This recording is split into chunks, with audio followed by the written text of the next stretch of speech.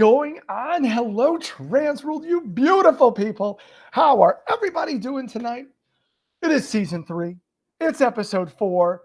And we have a really special night for you. But before we do that, we found somebody. We found her. We went hunting. Robert and I went all the way to New York. And guess who we found? Ladies and gentlemen, our co-host is back. Welcome back, Nicole. Okay, maybe she's not back. Yeah, there she is. Hey! I found sunglasses and I was like, hey, I was on vacation. We're gonna go with that storyline. No, but for those that don't know, I will tell you it was haunt related that I had to miss last week, and I want to thank Jen for filling in and being an awesome co-host. Called her afterwards. Unfortunately, she does not want my position, so I'm still here. Made it through the wilderness, kind of. It was wild, just absolutely wild and crazy. Chris, how are you? I'm wonderful. I mean, I probably am not going as crazy as you are. Obviously, Frightmare Farms opens up this weekend. This Friday. How are you feeling? I'm tired. I should be wearing sunglasses because I got these bags under my eyes. I'm excited though. Like, this year is very electric in a lot of ways. It's really kind of crazy and cool. You know, the fact that I don't want to say we're over the COVID hump, but we're close in that regard, and the buzz and the anticipation and all that feels like a 2019 type of feel, which is really great, super exciting. And then also we're launching a whole bunch of really cool stuff at our attraction. So it's just really, I guess, electric, and our synergy with our staff is just like incredible. And you know, days like this where you're like, this is why I haunt, right? I guess that's kind of the best way to say it. I mean, I'm kind of sick to my stomach because I'm knowing what my to-do list is on the other side. Yeah. It's like literally haunting me on the side of this computer screen.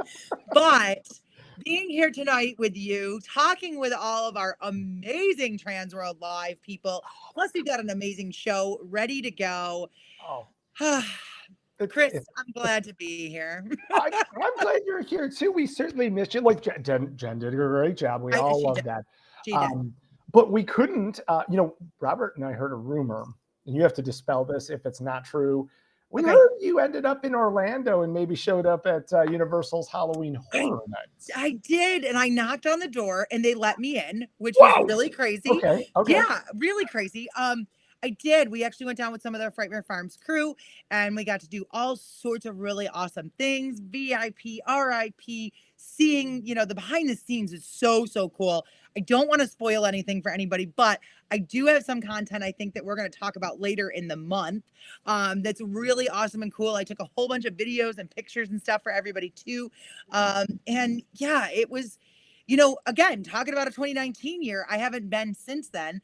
And it felt very electric. And maybe that's why I've got all these great feelings and going into our season and feeling incredible about it. But it inspired me in a big way. And there's actually not only one, but 2 haunts that I walked away from that I was like, whoa, I know what's coming next year. And I can't wait. All I can say, I'll give a little spoiler. I think witches are back, like in a big way. I think, there's a lot of times that we go to Universal and we're like, yeah, we're already doing that, whatever.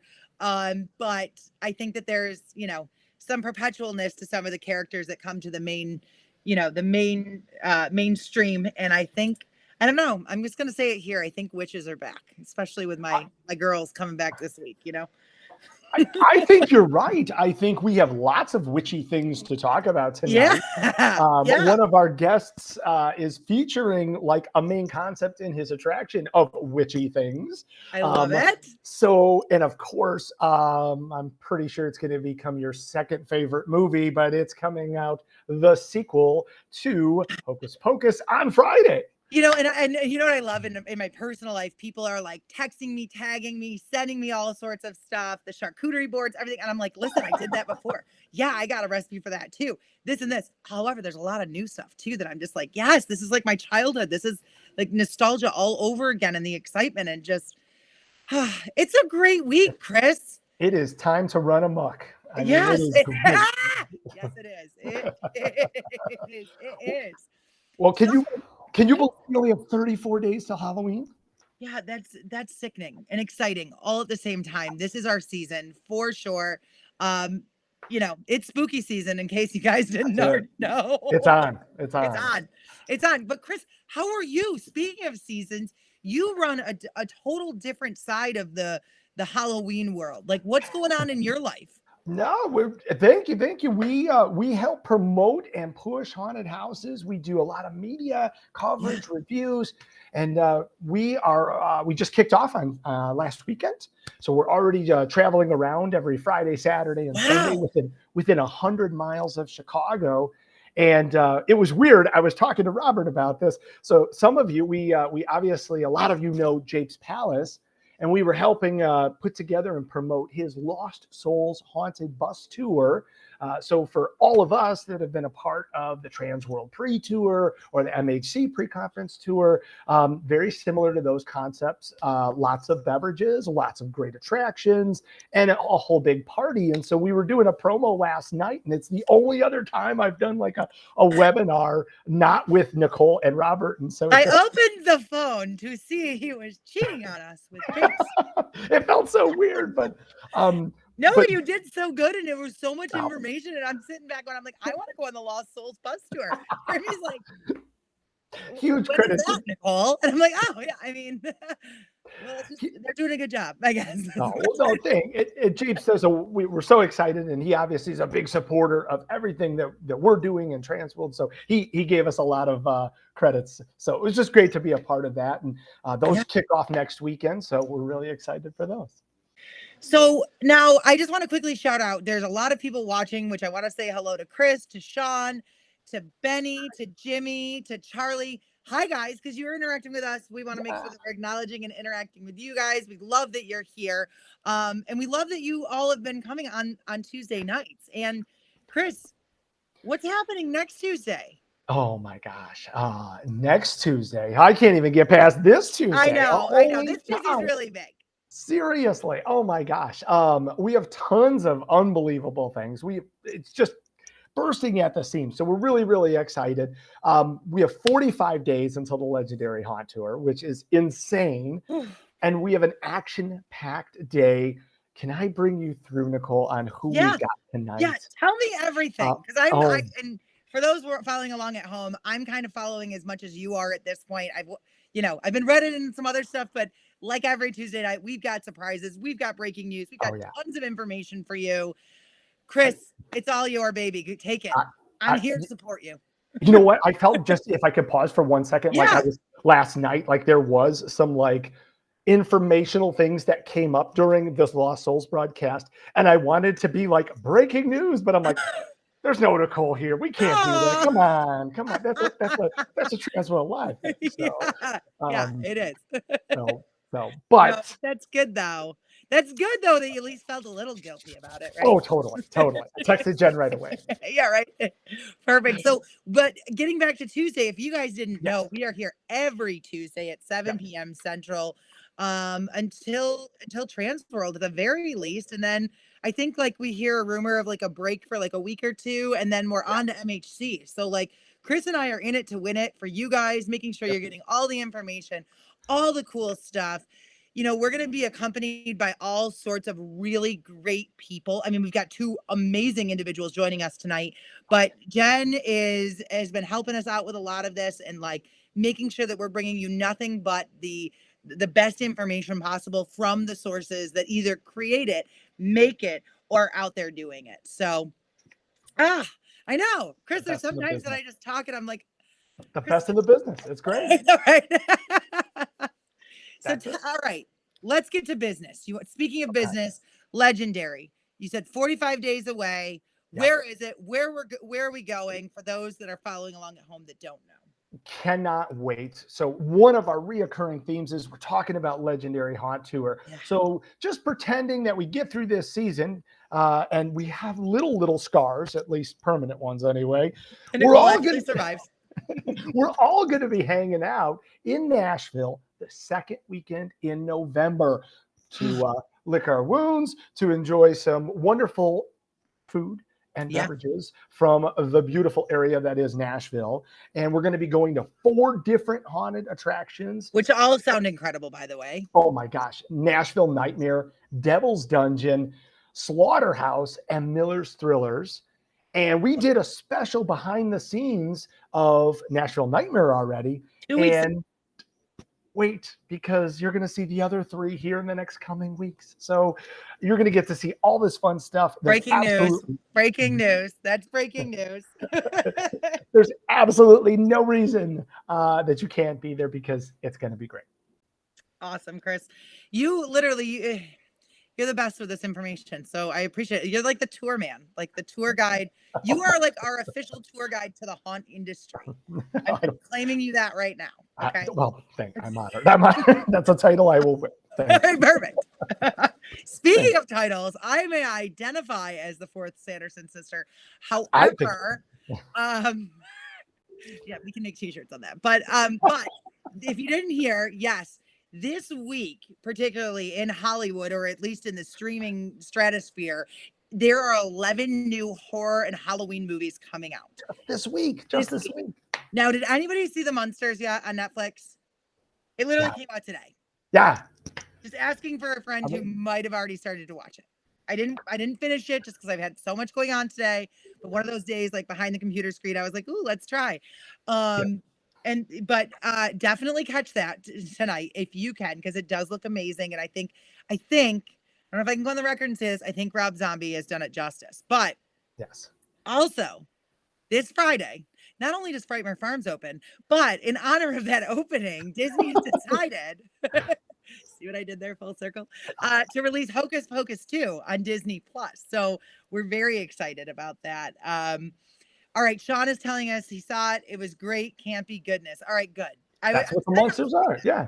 I was kind of hoping that because the monsters are, it's how we all grew up. And, some homegirl over here had a dollhouse that not only had, like, my dad painted it black for me, but the little Munsters car that would drive right up into it. So the staircase didn't open, but, I'm still hoping one day that'll come true. Still awesome. That's so awesome. A little bitter about it, but yeah. All right. I love now it. that we're all caught up. Yeah. Tell us about our guests. Well, we have 2 amazing people that are absolutely going to be known by almost everybody everywhere. First up, we have the amazing Mr. Paul Lanner from Haunters Against Hate. I don't even need to give him any more introduction than that. He is one of the most fantastic forces to be reckoned with in making sure that all of us have a place to feel loved and to feel supported in this amazing industry that we call home. So I'd love to welcome at this time, Mr. Paul Lanner from Haunters Against Hate. Hello. Hey. How are you? How are you? Okay. Before we go anywhere, I just want to let Nicole know that I have had the pleasure of interacting and hanging out with Bette Midler. That's it. I'm done. Jealousy is there. I need to come and hang out with you. At some point, I will send you the picture of me. Yes, with her. please. That's amazing. But I thought you'd get a kick out of that. So I'm connected to Hocus Pocus in a way too. Nicole, this means like in your 3 degrees of separation. Yeah. Right? Or is that 2 degrees? That's 2 degrees. I know about Midler. That's what that means. A little side note, I'm going to tell you just a quick tangent story. One of the things I also do is work in the film industry. And so that is actually one of my family's like favorite games to play of like certain people I've met. And there are very few people that I'm starstruck by. Very, very few. But certain ones my family is. And then so when I'm on TikTok, I actually have people's like phone numbers and stuff. And it all of a sudden be like from your contacts. And I'm like, wow. It's a super famous person. I'm like, oh, wow, they're my I'm like, whoa, I have their phone number. Wait, who are they? And then I'm like, oh my God, they're married to that actress that I absolutely love. And I didn't say anything. What?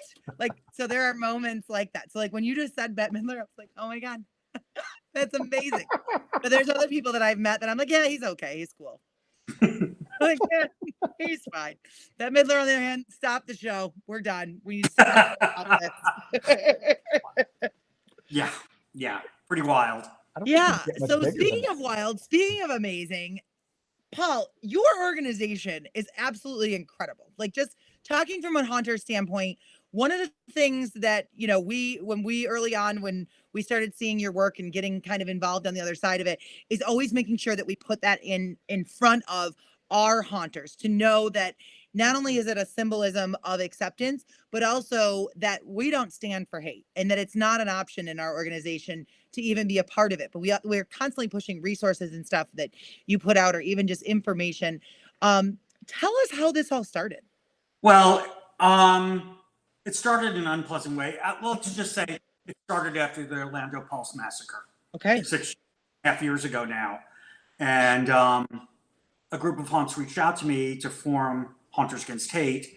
And at the time I was doing design work for a bunch of them, and I came up with the name, the logo, and there was stuff that was done on Facebook, and they were going to let it go with that. And I thought about it, and I said, you know what, I want to take something that was born out of such negativity and keep it going and turn it into something positive. So I took it over and I just ran with it from there. And I said, I want people to recognize that they're accepted and that they have a family. And I didn't know how it was going to go. You just never know with something like that. And the first year at Transworld, when I had a little booth, I had like one shirt. And the story I tell is, it was on a Sunday morning, the last day. It was like 10 a.m., 11 a.m. And this woman in a wheelchair came by, passed my booth, then came back by. And so I was like, are you okay? Do you need anything? And she's like, my friend, ever since you started Haunters Against Hate, he loved what you were doing. He's so excited about it, she goes.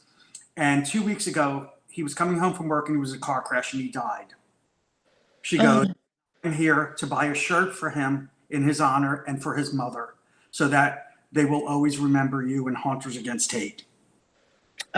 That moment on, I said, this is what it is all about. That changed the whole trajectory for me. I said, I don't care what happens. If I can affect one person that way, then Against Hate has accomplished its goal. And I've had several more stories that have happened at Transworld. Not this recent one, but the last one I had with my I do a series, Book of Haunters, which feature haunters around the world and their stories about why they get involved in the haunting and blah, blah, blah, why they support Haunters Against Hate.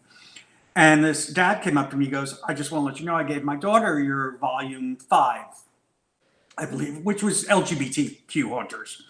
I was like, okay, great. He goes, and he started crying. And I'm like, are you okay? And he's like, because of that book, it gave my daughter the courage to come out to me and fight and resist her bullies and everything. He goes, it has changed her life. And he started crying. And I started crying. Yeah, you're going to make me cry. Like, well, and you look at what just happened at my event. For the Haunter of the Year, I gave to a 14-year-old young man who works at Hell's Gate. And he's been through hell since coming out. And he was abused and he started abusing himself. And he ended up in the hospital. And he admitted this on stage when he was getting his award. So I'm not divulging anything. Not known. And he said, it's because of this award and I'm going to start crying. He goes, it's because of you and Haunters Against Hate that I was able to get out of the hospital and realize that I'm okay. Since we're in the middle of story time, and I think this might be a good bridge to it, we were very, very honored to be a part of a ceremony at this past Transworld, where Paul was honored with the Haunted Attraction Association Oscar Special Recognition Award. And Paul gave an incredible acceptance speech that was very similar to the story that talked about the impact it's made on people. Paul, do you remember that story about, I believe the ending was about the first time that particular haunter had smiled and those parents were recalling? I don't know if you remember that story. That was, I won't say her name, but yes, she was, this woman reached out to me and said her daughter, a haunter, and her daughter had not smiled or shown any kind of like happy emotion in years. And I was like, I'm going to do something. So I packed up 2 Haunters Against Hate shirts and mailed it to her daughter. And when her daughter opened them, she videoed the daughter, and the daughter opened the shirts, and she said it was the first time she saw her smile in 2 years. Oh my gosh. I can tell you, because I don't know if you could see everybody. Computer of that girl holding the shirt, smiling. Oh, There was not a dry eye in the room. I bet. Oh my God. That's what it's about. If you could help one young person realize that they're accepted to be themselves and not cave into what is the highest rate of suicide in LGBT kids, and make them feel that they are accepted and they can reach out. Another Haunters Transworld was a girl came over to the booth with her parents and was just looking at stuff and walked away. And I made it a point. I grabbed a pin and a patch. And I ran up to her and I handed it to her and I said, I want you to have these. And I gave her a hug. And 6 months later, she emailed me to say that was the first time she felt like she had a family. Oh Gosh. my gosh, Paul, what you're doing is absolutely amazing. And I know that people probably tell you that all the time, but I know just from firsthand, from operating in attraction and having individuals that are, life itself is hard, right? And then you do start to find glimmer of hope. I think it's any of us that are in the haunt industry to some degree, on having a safe space to create and to be yourself and to dress up or to make cool and creepy things.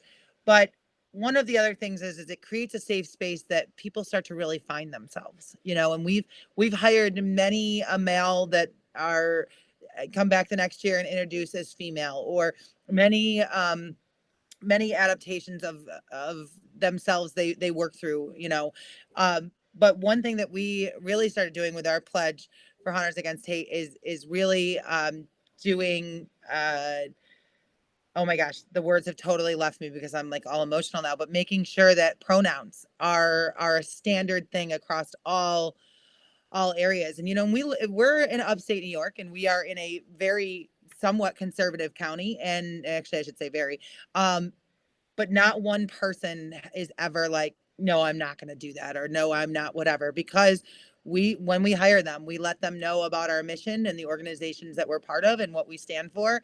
And it's either you're in or you're out, and that's it. And Right. I think, but based on your organization, I think that that's what gave us a really strong leg to stand on that, because not only do we say that, but we also have resources now for individuals and community that you have started yourself, that of acceptance. And Here's the thing: is I want to be able to do something for these kids that it's something I didn't have growing up. Yeah. And have a support like that. I was bullied, even by my own father. I was bullied. So I know it firsthand. I know that terrible raw feeling, that battle to like want to kill yourself, or and I went into my own world of books and movies and stuff, and that was my escape. And ironically, I work in the film industry as well now. So so that's to me is important. So if I see a kid like that who I recognize myself in, it's like I'm going to do everything in my power to help this kid and make them realize and not go through the hell that I went through. Yeah, absolutely. And even just from a standpoint of acceptance and understanding and being able to create a space that people can learn is so incredibly important. And it's so funny because I was just like looking around my desk, and I have a whole bunch of stuff here, and I was like, oh my God, wait, I've got Hunters Against Hate. That's great. I bought a ton of them at one point, and we give them away on our weekly Go Live. So you're right here with me, Paul, at all times. I love it. That's fantastic. Yeah, so that's what it's about to me. It really is. That's those little stories that when I feel really tired and like question myself, like, do I should, because it's a lot of work. Yeah. And absolutely. it's like doing this, and when these incidents happen and pop up, that's the thing that clicks in my head and says, yes, this is why you do it, and this is why you continue to do it and not stop doing it. So for those that are just joining or following along at home, if you didn't know, so not only is Hunters Against Hate a website with all sorts of information, you also have books. You also have an event, right? Yes. Tell us a little bit about that. Is that coming? I had my second here in Lexington. and it's a combo of vendors. I had several celebrities this year, actually. And one of the most wonderful things about that is, I'd say maybe one, but all of them waived their fees to come to my event to show their support. That's incredible. Which was incredible. And, I have drag, I have cosplay competition, but the big thing is the Haunters Against Hate Awards that I started. So I give Haunter of the Year, which went to the 14-year-old this year. I give Legacy Awards to celebrities who have used their celebrity status to promote Haunters Against Hate. So this year it went to Ricky Vitas, who is one of the makeup artists on Sci-Fi's Face Off. It went to Brandon Crane, who played young Ben in the original miniseries It. And then I also give out a memorial award based off an actor who passed away from Statesville a couple of years ago. And once again, another emotional event with this is, it doesn't necessarily go to someone who's passed away, but this time it was awarded to a haunter who is from Louisville, who was also a deputy sheriff, and 27 years old, and last year was ambushed and murdered. Oh my gosh. Wow. And accepting the award this year was his partner. Oh. And that was a speech that had everyone bawling their eyes out, including myself on stage. It was very emotional, but he just was so appreciative of that award that award will carry on his partner's name now. Amazing. That's absolutely amazing. So that's, recognizing these people, it's very important to me. It's not about me. It's never been about me. I want it to be about me. It's about them. It's about the kids. That's what it's about. We've seen your impact and what your organization has done for so many kids. We've seen them on the show floor. We've seen them on the tours. We see them in the houses, not only supporting and repping the brand, but also preaching about that somebody is speaking up for them, that they feel a part of something, so that they don't feel alienated and they feel like they are part of a family. And you have helped enhance that. We know that your website is hauntersagainst.hate.com. What are some ways that people who are watching can help support the effort and the cause? Well, the best way to do it is to go to hauntersagainst.hate.com, and on the main page, there's a little donation circle that you can click on and make a donation. And what I've been doing is, if you donate 20 or more, I'm sending a patch or a sticker, a holographic sticker to people who show their support. I've also started this time for haunters, not haunters, like haunts. If they make a donation, they become a member and stuff like that. And then same thing, they'll get their name on the website with a link to their website. They get a little PNG of the Haunters Against Hate membership to put on their website. And it's just to help the organization keep going, especially now, as of last year, after lots of work, Haunters Against Hate officially became a 501c3 corporation. So that took a lot of work, but I got it done. So. Congratulations. That's a huge feat. I know that firsthand. For those, just to carry on the message, Jen had called us just about 5 minutes before we went live here and really wanted me to help let everyone know how grateful she is to you, Paul, and to the amazing partnership that's between Transworld and Haunters Against Hate. And we certainly, Robert's putting the link into the chat right now. Please send this to your friends. Please send this to anybody. Definitely appreciate this, be able to help contribute to the cause, because it is changing lives and it is making a difference. And that is what our industry is all about. It wouldn't be possible without Paul. I appreciate that. I really do. And now the cool thing is it's gone international. Yes. Ooh. Tell us all about this. Do tell. You gave us a little treat about it before we got started, but Paul, you should be singing this from the rooftops. Yes. Tomorrow morning, I officially leave for Germany. There is an amusement park there called Movie Park Germany that has a Halloween horror festival like Six Flags does, and Cedar Fair and Cedar Point, and several of their haunters have been in my books. And a group of the haunters went to marketing and asked if, hey, what about, we're in these books, maybe we could do a Haunters Against Hate, little parade or something. So marketing liked the idea, and they went to corporate, which is based in Spain, and corporate approved it.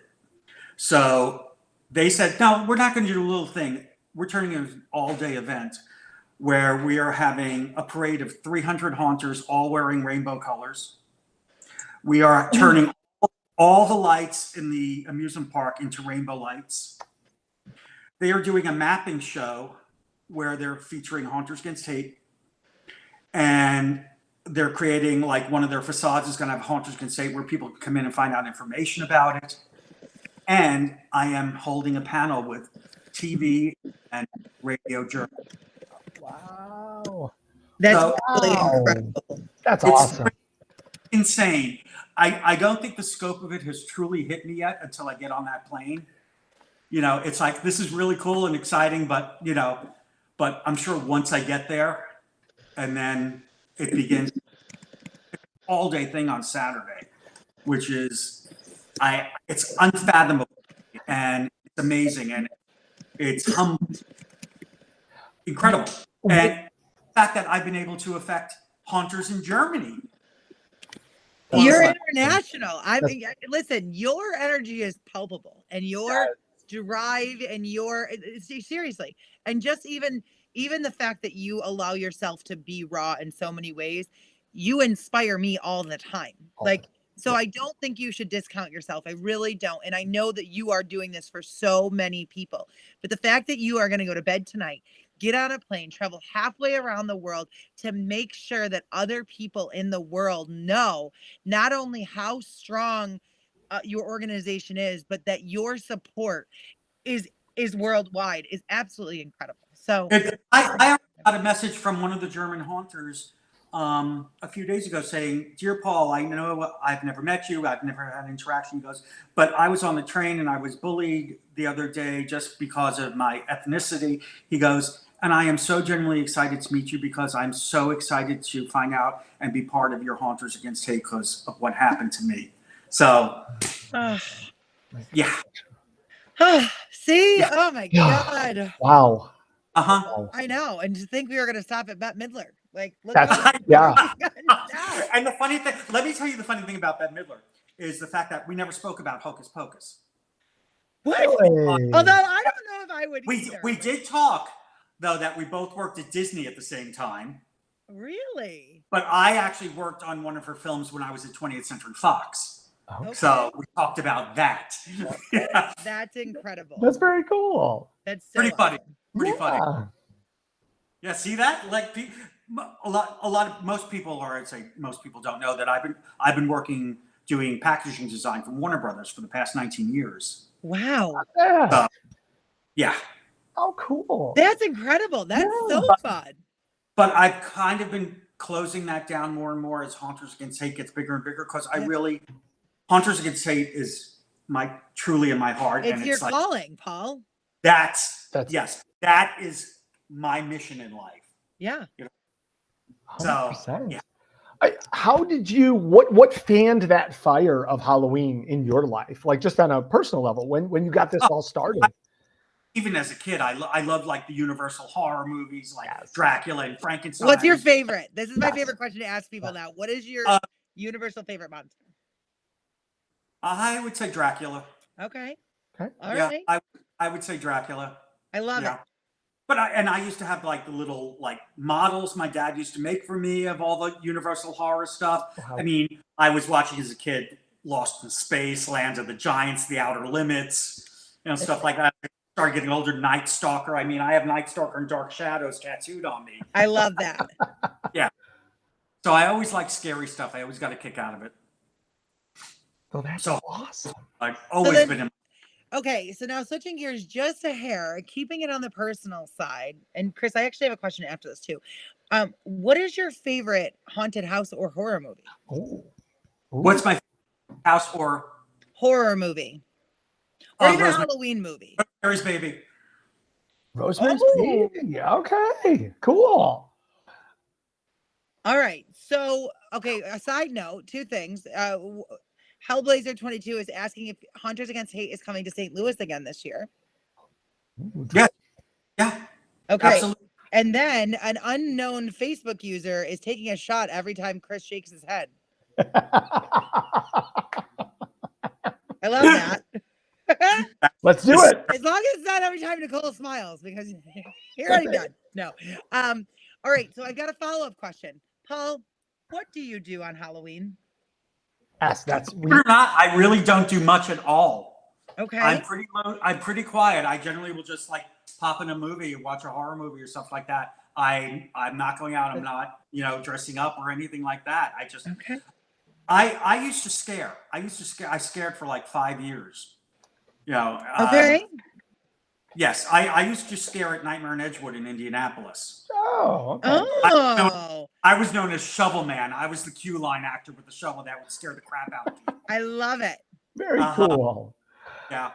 So that's it. It's like I've done scaring. I don't need to do it anymore. That's okay. Yeah, That's absolutely. No, I mean, it's your holiday. You get to celebrate however you want. That's right. Absolutely. Yeah. Yeah. Plus That's my incredible. 2 weeks after it, so it's like I'll wait for my birthday. Oh, That's good to awesome. know. I think my birthday is 2 days before the Legendary tour. Really? Is it the 9th? When is the Legendary tour? The 19th? The 11th. Okay, I'm the 17th. So Okay. Okay. Yeah. close. That's all My right. Well, husband's the 16th, and one of my best friends is the 17th. So it's Look a at good this. month to be born. let's throw a Yeah. party. I know a lot of people are surprised when I say Rosemary's Baby, but it's really, really a masterpiece in my opinion. Yeah. Yeah. But I have like my tattoos. I have Rosemary's Baby, but another one that I designed the packaging for this is Suspiria, the original Suspiria, Okay. which is one of my favorites. The Shining. Oh, yeah. Classic. Sure. Well, my story about The Shining is I saw the very first showing of The Shining in New York, because that's where I grew up, New York City. I saw the scene that Stanley Cooper cut out of it after the first showing of all the films. Really? So no one has seen that scene except me and my friends, audience. Can you give us an exclusive? What did you see? Breaking Really- news. Breaking it open. After they show the scene of Jack Nicholson frozen, it cuts to the image of the photograph on the wall. In between that, there was a scene of Wendy and Danny in the hospital with the boss from the Overlook going to visit them. Oh. Interesting. So were you Yeah. a test audience at that point? Or were you No, there for the no. premiere? It was just Kubrick decided after that first showing that he didn't want the scene in it anymore. And he demanded that every print cut that scene. Wow. I got to see it. So That's pretty awesome. That's yeah, pretty incredible. cool. So Pretty I mean, cool. Paul, we could literally sit here and talk to you all night. Yes. Bette Midler, like The Shining. I know. There's a Oh, you want to hear another great? This is my sister was the set decorator for the TV show Roseanne. Are you kidding? No. So And wait, Laurie Metcalf is like one of my favorite people in the entire world. I got to see her and Bruce Willis on Broadway. Oh my God, wait. Word Retrieval's not there. Misery, right? Yes. I was so close that literally when Bruce Willis turned his head at one point, there was sweat that came off him. It hit me in the eyebrow, and I was like, that's amazing. Yes, I have a picture of me laying on that couch, on Roseanne's couch. Oh my God, that's so awesome. But That's very cool. Yeah, actually. Sandy Patrick says About Paul that. just gets cooler and cooler. Absolutely. Yes, Danny. I thought he agreed. was cool from the MHC Agreed. match game, but here But we are here's the living cool- our best life. Here's the cool story. My mom, who's no longer here, she passed away in 1995, but we took her to a taping of the show. My mom loved John Goodman. Oh yeah. And after the show was over, we went down on the stage. My sister was on stage, and my mom wanted to meet John Goodman. He had left for the night. Oh. Someone called him, and he came back to the set to meet my mother. Oh, that makes me love him even more. But that, I will never forget that as long as I live. My mom, I've never seen my mom so beaming that he came over and gave her the biggest bear hug, because he's a big guy. He's like 6 something. My mom was 5 foot tall. And that picture she treasured until the day she died. And I will always be indebted to him for that kindness that he showed my mother. Oh my That's God. incredible. I heard he's amazing. I Yes. worked recently with somebody that's on the Righteous Gemstones, and said he's absolutely incredible. So, Yep. ah, That's that's awesome. awesome. Oh yeah, believe me, we could sit for hours. I I could tell know, you. Paul. This just solidifies it. You're gonna have to come Yeah, back. we got to have you back. We gotta Yeah, have you my back. other favorite story is actually Pee Wee Herman coming over to my apartment in LA. Oh, You know, NBD, no big deal. No big deal. Paul Rubens is there, Yeah. No. Playhouse DVDs, and they contacted me because I had done an interview online, and I didn't believe it at first. I'm like, yeah, whatever. And his personal assistant called me and said, Paul would like to come over and meet you. And I'm like, okay. And that Monday, knock on my door, and there's Paul Rubens at my door. Oh my Oh my God. God. Yeah, pretty crazy. I want to hear more. We need The you real to come person back. in me wanted to be like, but was he wearing pants? Yeah. Oh, thing is, he never forgets. Every year, he never forgets either to call or send me an email on my birthday. Oh Never. my God, that's amazing. That's very awesome. That's Well, awesome. and Paul and I had we have the same sense of humor.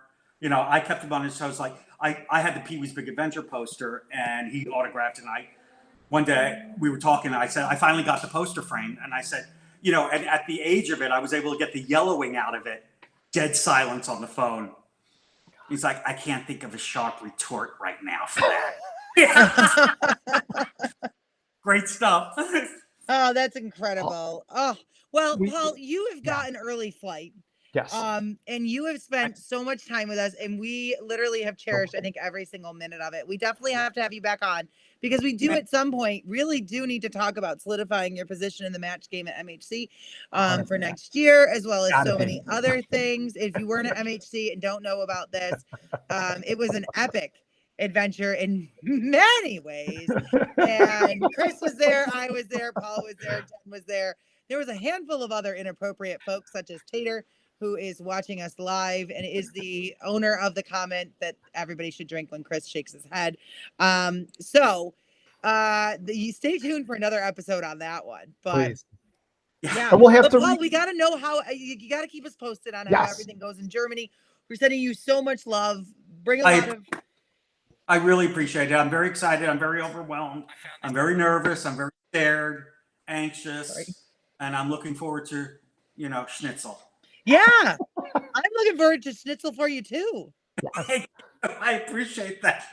So thank you so much for having me on. It's very kind of you, and I'm very appreciative of it. Yes. Well, we appreciate you and all that you're doing for the industry, as well as even literally traveling halfway around the world to make sure that people feel your love and bring your radiance and amazingness and support. So we wish you well and travel safe. Yes. Thank you. Bye. Thank you. Thank you. Oh my God. That is awesome. He's so great. Could you imagine if we got him and Ed Edmonds and Marsha and we just put this super show together and just did like a telethon or a webathon, I guess this would be. Yeah, keep going. Keep going. You see where I'm going with that. Yeah. And obviously support Hunters Against Hate and tell these amazing Dick Van Dyke stories. Yes.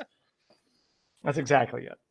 Oh my God. Oh my God. Sorry. I'm just texting Robert because I want to know how we're doing on this show because it's been amazing so far. And I can see everybody commenting and thank you guys.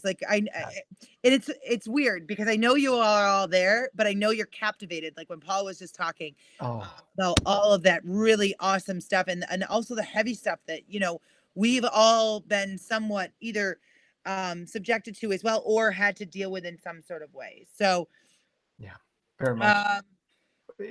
We like to have a lot of fun here, and it's great that someone is here fighting and doing the good work to make sure everybody's always included. And it's amazing that our audience's acceptance of that as well, and everybody on Transworld, and it's fantastic. And quite possibly the biggest hero of tonight's broadcast could be our next guest for patiently being awesomely waiting in the wings.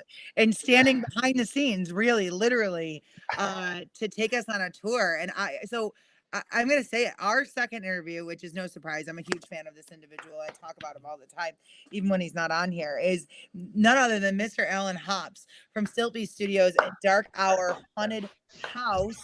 Hi. Hi. Hi, So, guys. I have a team with me today, actually. I have Robert on my camera, because I know we're going to be going around and doing stuff, And we have Boston and Teddy here with us. And for some reason, I thought I would start in the bathroom. I think that we have the best bathrooms in haunting. Look at these black urinals. Aren't those things awesome? I can see it already. Wow. It's beautiful. Yeah, I mean, Is it a fragrant smell? Look at the ambience. Like the ambience. This is great. Oh, But anyway, as far as bathrooms go, it's pretty good. Yeah, look at that. You've It's literally gorgeous. got like accent lighting. It's incredible. This is our first bathroom for guests. This is our entry lobby. Come on. Wow. So then guests come into here, and this is our entry lobby. They come in through that door. They get the rules, the nice Dick Terhune voiceover, and we have the witch also does the rules. So you're in Dark Hour. What do you guys want to see? Anybody in comments? What do you want to see? I'll take you anywhere. I'll show you anything. All right, comments are loading. Yes. I can vouch and say that I want to go to the entrance. Like, I know that sounds crazy. I just want to see what your fan experience is. Okay. So when they're queued up in this room, they are queued up in this room, and we've got some like startle scares that happen with buttons and an animated portrait. There's an animated video that plays on our LED wall over here. That kind of shows the background. Alan, when we get some questions, can we just shout them out to you? Absolutely. Yeah. So we have a question here about your previous scene here. Did we catch the bathroom gecko? We did not catch the bathroom gecko. The gecko was too fast for us, and I said we'll just let him go. He's living his best gecko life in the men's room. Multiple people are saying they want to see everything, but people are saying the stage show area and the actor area. Okay, so here's the stage show area. I mean, what do you guys jump up there so they can see how big the stage is? Now, sometimes we'll do a video about the background. We'll do a little like stage presentation about what the show they're going to see. We've reached into numbers where that's not as practical. So now we mostly do it on the video wall, and it's kind of told in a number of ways throughout the show. So wait, Alan, I have a question. Is there sometimes that you get a little nostalgic, like you said, like the kind of like the good old days of being able to do things like that? 100%. I was talking with someone, and their attempt was to insult me, and they said I was a barn haunter, and I was so filled with joy and pride because I have done a lot of haunts in barns, and yeah, there's just something magic about that small show, where you're going to do 500 or 600 people a night, but you can get away with anything. Yeah. There's a level of craziness that happens, I think, in those small shows, which are amazing. That's incredible. Thank you for sharing that. Now, a follow-up question from the audience. How often do you get to do shows on the stage? How often do I get to do what? Do we get to do the shows on the stage? So all of our off-season shows, we can do stage shows because those are only going to draw like 5,000 to 6,000 people. Whereas for Halloween, we're going to do 40 plus, and just with the throughput and stuff, it's tough. We have corrals here where we have a group. We have all the groups lined up, and then there's a group every 30 seconds. So trying to have a show that's the right length for everybody to sit and then empty the room is really tough.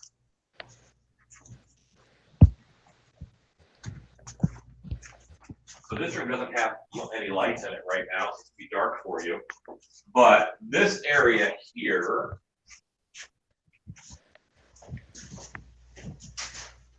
Ooh. we are really doubling down on story at Dark Hour.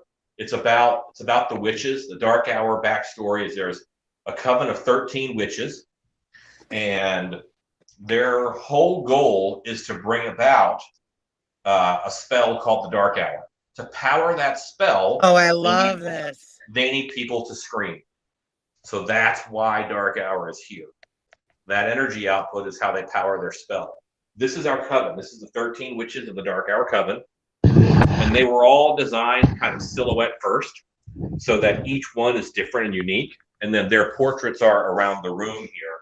And this is just kind of an intro into the haunt, where we kind of frame it, because the frames are set up in a way that they travel through these witches' realms in this order.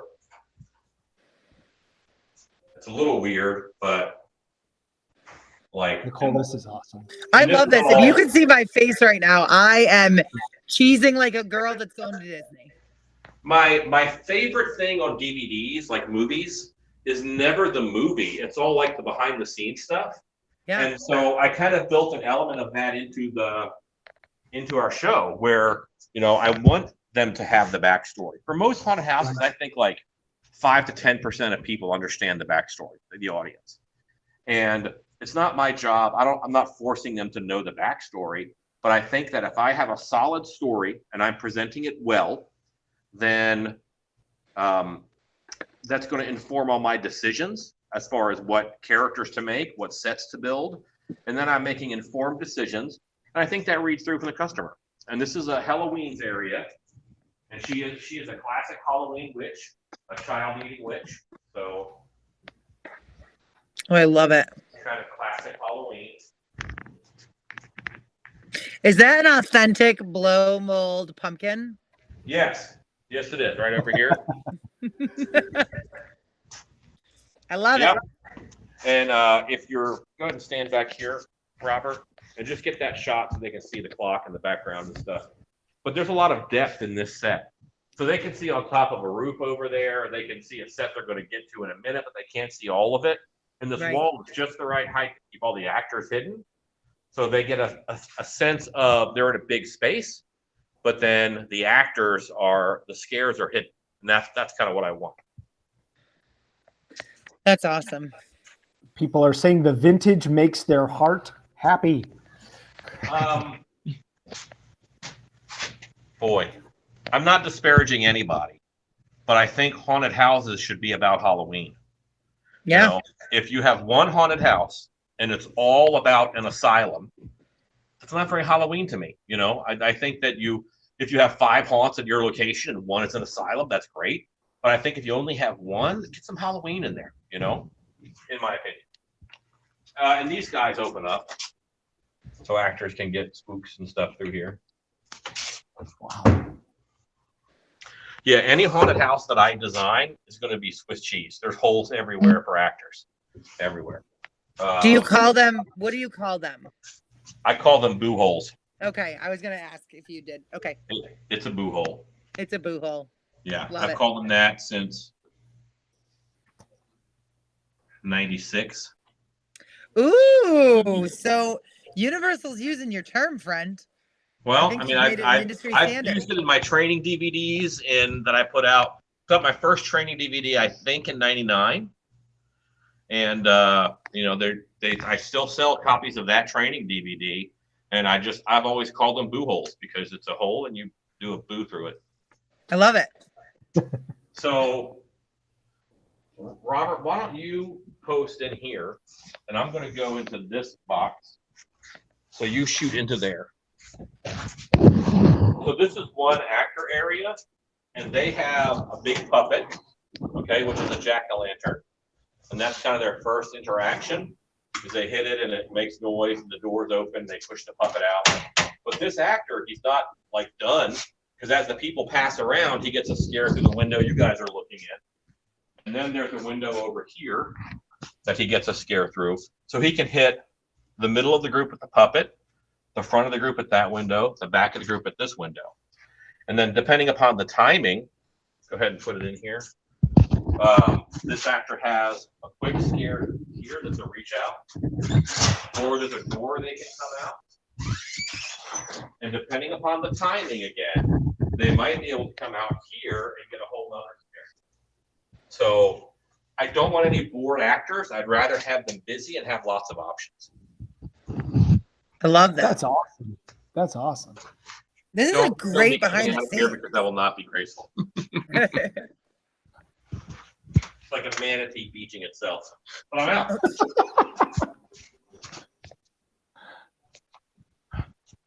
So yeah, even in here, as you're going through this little section, we call this our familiar crypt, because this is where the witches bury their pets that pass. So you see like a little cat statue. There's a toad up here. There's a rat over there in that little cubby. And it's just kind of a wind through where there's all these little nods to animals with all these big windows for people to attack.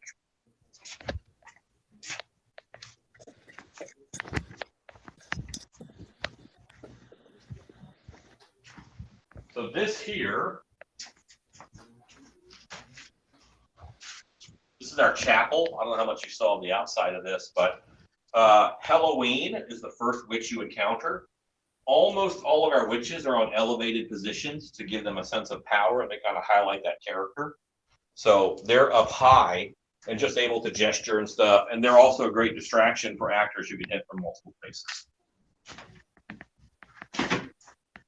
Do we have any questions? I have a question. Mm-hmm. Does your theme change every year? Like, is this year's theme? No, it doesn't change every year. It's always going to be Dark Hour. It's always going to be the Dark Hour Coven, but they fail. They don't bring about the Dark Hour. So they fight amongst themselves, and every year we kill a witch. Okay. And a new witch comes in to power into the Coven. So that means 1/13 of the show gets taken down and rebuilt to that new witch. Oh, I love that. How cool. Very story. So that way I can keep it going. That's our framework of how we add new and interesting things. Love it. Wow. And this is a big headstone, which is a kind of a nod to Lucy Moore, who is our owner.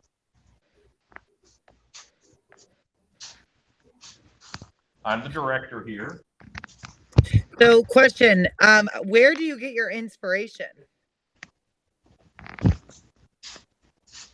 I get that a lot, and I have a nice answer and I have a hard answer. Can we get both? Because we're Transworld Live and we love all of it. My hard answer is, how can you not see inspiration everything? Yeah. Inspiration is freaking everywhere.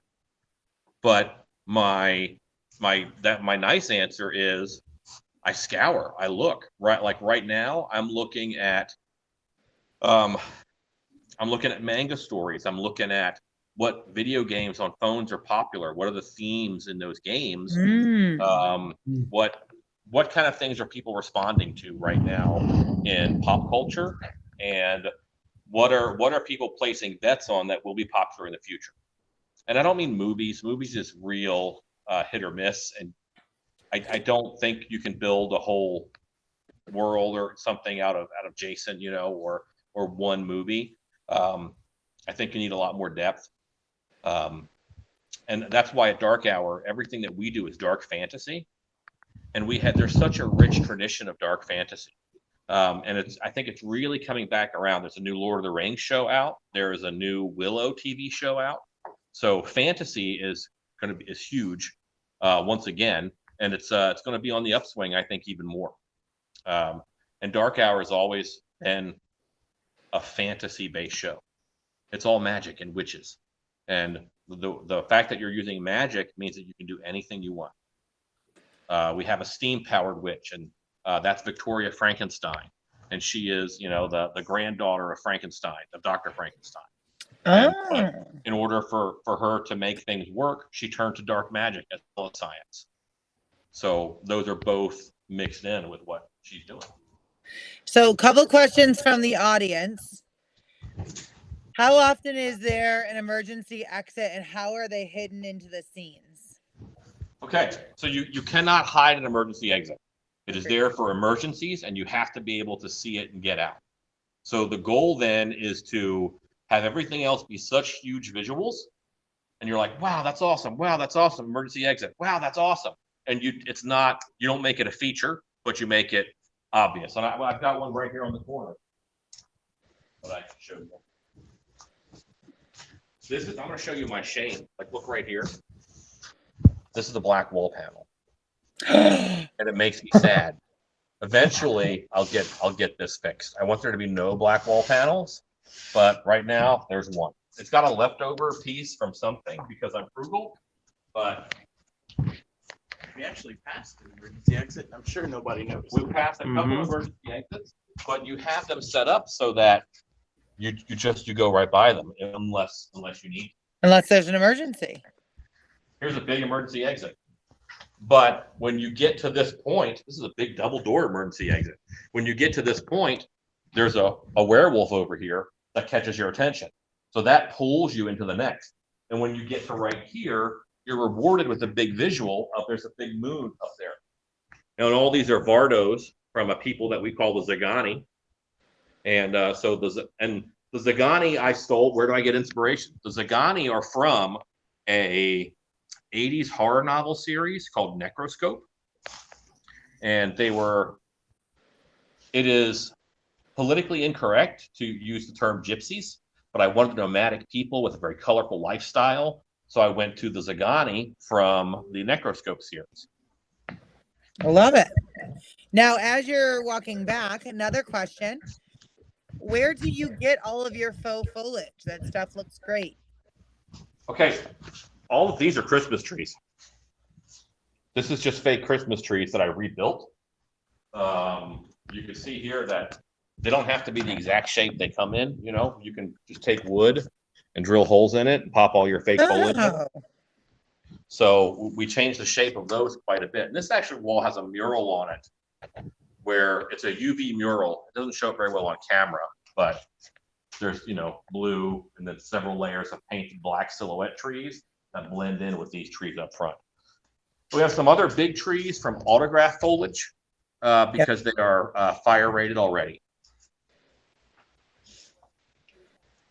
Here's another witch's spot. Again, the witch is elevated. This is Baba Lupina, the mother of wolves. So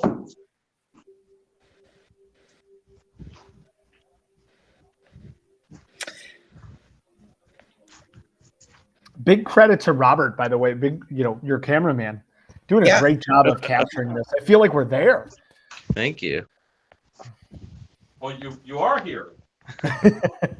So eventually, how's the lighting in here? Can they see anything? Okay, great.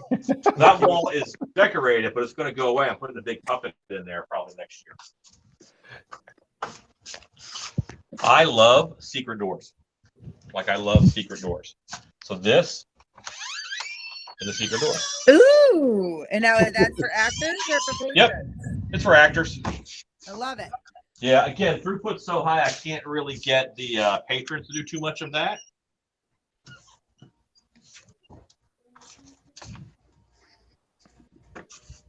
We are blessed with 23-foot tall ceilings in most areas. So we do a lot of sets that go all the way up to 20 feet. Now, speaking of your location, is the haunt more actor-driven or animatronic? I would say the haunt is more actor-driven. I am adding in animatronics in order to focus my actors a little bit. So if I have a design where the actor is in the center of a daisy and the guests move around the actor, then every time they encounter the actor gets a scare, and I can put two actors in that same spot, and that way the actors have a buddy and they don't get bored or lonely. But I'm getting good value out of them hitting the customers. At the end of all those daisies, I will put an animatronic. So the guests get rewarded for walking, and have an interaction and they come back. I mean, that's just how the show is laid out. All right, now a follow-up question. Based on those secret doors, how often do you have customers go through them accidentally? It's pretty rare because if they're hidden well, then they just don't see them or know to go through them. And, there's not a secret door, but it's an actor pass through. This area here is full. again, actors can move around all over the place from one spot. Oh, I love it. So the person in here is hitting 3 rooms. But they're not the only one hitting that room. Ted, you want to walk them through the next area and talk about it? Sure. So we're coming up on the space where we meet Lilandra, the vampire witch. But this is I'm pretty sure this is new this year, right, Alan? Yep. Yeah, this area is Ooh. pretty new this year. It is quite literally a stage. There's so much dimension and so many layers and verticality in this room that it's a lot to take in. The first time I walked through here, my jaw just dropped. I was like, geez. And then up on if you can peek through there, you can kind of see how you get glimpses of everything as you go through it. And up there, Lilandra is being as regal as ever on the top, and she makes her way down, and she's mic'd so she can, give a grand, terrifying speech. Boston's gonna hop up there now to kind of give us a test of that visual, but so she'll So start. that's like a labyrinth maze getting to her, correct? So you can see her throughout the whole room. Yes, you can see her the whole time, but you're getting assaulted on all sides on the way in. So Yeah, I love it. So she's serving as the distraction and the focus. Disney has a thing where he wants to put a what do you call it? It's not a Mickey, it's a weenie. He calls it a weenie. A weenie. Yes. Like the castle is a weenie, the big tree at the Animal World Kingdom. I can't think about Animal Kingdom. Anytime my friends go to Animal Kingdom, they always take a picture outside the park. And if you know what to look for, you'll see them all lined up doing it. They take a picture of Animal Kingdom, and if they stand right, it just says Anal Kingdom because they're covering up part of the sign. Yeah, thanks, Disney. So, but yeah, so there's all these different scare points through here. So, yeah, go in there, show them, and then pop out to where they were. Okay. All right, so we're in here. Pop out here. We're right back on the other side of the room, like at the beginning where we first walked in. And there's another one that leads right here on the other side of the piano. So the piano is an effective scare. Adds some noise to it too. It's quite disturbing. Right here takes us all the way back to the porch we just walked through. Oh, cool. Yeah. So I mean, so many holes. It is Swiss cheese. The daisies they run deep here, but then this set, well, Lilandra gets her scared. There's a pedal here that she activates a cool sequence in the room. Destruction, lightning happens, and then you get to go under, and there's more effects, but you're still under her, so she's effectively getting to assault you the whole way out of the room, until you get to the end where yet another person gets you as you exit the room. There's just so many spaces in this haunted house for the actors to assault you, and it happens constantly. It's really great. Moving on through. This is an airway. You guys are awesome for showing all of us this. Thank you so much. This is way cool. Well, 13% of it will be different next year anyway. Yeah. Continuing through the cool airway.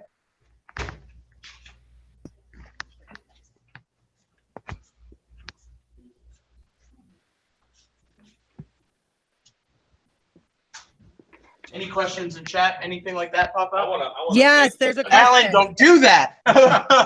So, this little area right here that you're about to go through is one that was put in a while back, and I haven't had a chance to change it yet. I've got plans of what it's going to be. I just haven't had a chance to change it. So I think I'm like 2 years away from Dark Hour being what I call finished, meaning every spot in the show is what I want it to be. And then once I have it that way, then it'll be real easy to just change that one witch. And I say real easy, but you change out that one witch and you add in new tech where you need to in other spots. But so come here, I want to show you guys something. Get out of the way. Go ahead, bro. One of my favorite things to do, you stay right there, but you go this way, is you'll see a figure here, and then I paint a shadow of that figure off to the side. So for some reason, this really freaks people out in show. It's just nice that there's a painted shadow that doesn't match where the shadows should be. And show lighting it is super creepy. Mm-hmm. Every time I run through here, I have a little bit of a panic. It's shadow people. Yeah. They're freaky. So this is, we've entered into the area for Maeve McKenna, who is our goblin witch. She's the goblin queen is what she's called. That's her moniker. And so this is her throne. You run into her in here. And all these guys are chatty. And, Alan, how long have you been at this location? this is, so here, 9 years. This is 9 years here. Will be 10 years here next year. Lucy had another haunt in downtown Dallas, which was called Hellmouth Hostel. And that was right before dark hour, but it's all like that moved here. We did a little bit of rebranding. So 9 years. We've been open for 10 years, 9 years, this location, this name. Nice. And there's a character up here she has wings. This is Maeve McKenna. She's one of the witches. She's elevated. She walks back and forth on this rampart. And people are like literally walking under her wings. Her wings are over there as they stay on set. Yeah, they span almost the whole width of the room, close to it. They're big. That's amazing. Wow. So, question from the audience. Any advice for a first-time director? Is there any tips to managing actors and all the stress that goes with it? Yes. My tip is direct. The word director means something. It means that you're providing vision and you are providing a roadmap of where the show ought to be going. When you are directing strongly, people follow. If you are not directing strongly, that's when you have issues of people not understanding what your design language is. They don't understand what you want the haunt to be. So the trick is to direct. And that means here's our color palette. Here's the characters that I want. If you're the director of a show and all the actors pick their own characters and costumes, you're not really directing that show. Now, if you make a solid framework, then you can allow your actors to make costumes and characters that fit within that framework. They get creative freedom and you have the show that you want.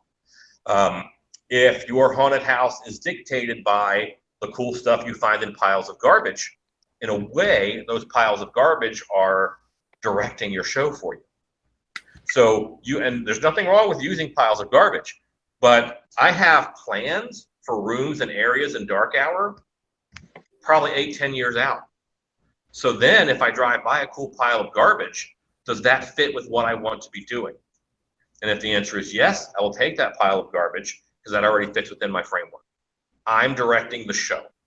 I'm not allowing the show to be directed by the stuff I have free access to, the whims of the actors who may not even be there next season, all those kind of things. So direct.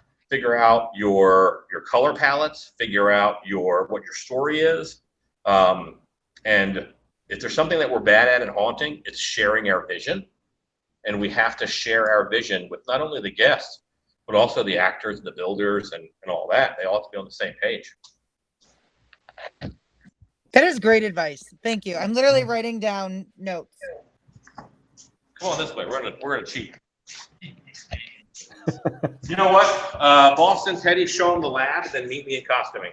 Sure, sounds good. All right, let's make our way in to the lair of Victoria Frankenstein. Giant stylized Tesla coil. These shoot, electricity all around the room. It's actually a really, really high impact room all around. And of course, in dark hour fashion, everything goes up. Everything goes up and gets big. And that's how we like it. And just like in every other part of dark hours, there are curtains that lead to 15 other curtains. There's the design theory here is just maximize efficiency without wearing out your actors. We care about our kids, so we want to make sure that they have the most effective space to scare in, while also getting the best scares. So that's what we go for. But yeah, so Victoria Frankenstein's lair, I love it. Glory. It's huge. The TVs are normally on, and they all have like vitals for the monster, and there's a lot of stuff going on there. But yeah, that's Questions? from sorry. the audience. Like that room there is huge. How Yeah. big is the haunt in total?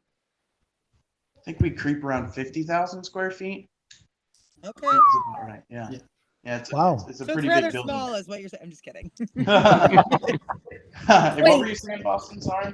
I was saying one big part that you guys are missing from this Lights on tour. It is nice that we can show you all the details and stuff, but we have a really strong tech crew here. And each one of the sets, like all of these vials light up. Every single one of them. Like we said, the diagnostics on the TV. And pretty much every room is like that. Since we do have a dedicated tech team, we are able to put a lot of immersive tech into it. And they do it in a way that it is like so empowering to the show. So there may be things you see as we're walking around that you might be like, oh, that looks a little bit weird. But everything tech-wise is to empower the show.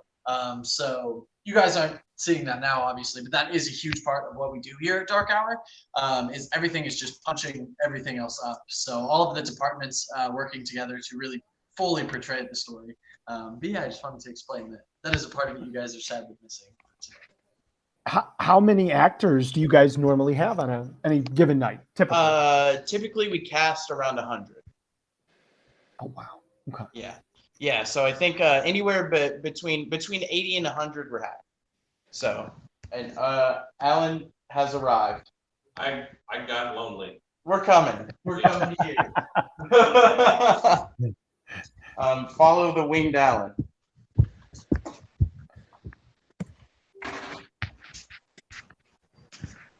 They're right there. This is I like to break the human form and have characters that don't look necessarily human. And these little wings are a way to do that. You get a lot of nice motion out of it. I've got like a 12-foot wingspan, and you can play with them and leaps towards guests and things. You can also kind of hide behind them also. One of these I numbers. love that. But Wow. just another motion tool.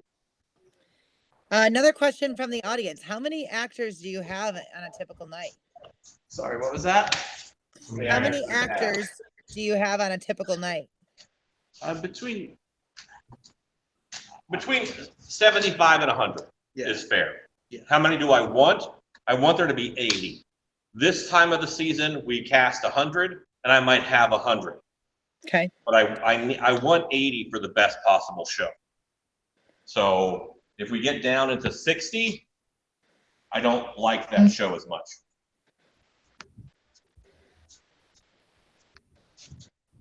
Costumes. So the actors check in by their break room, and they get a number, and that corresponds to where they are in the show.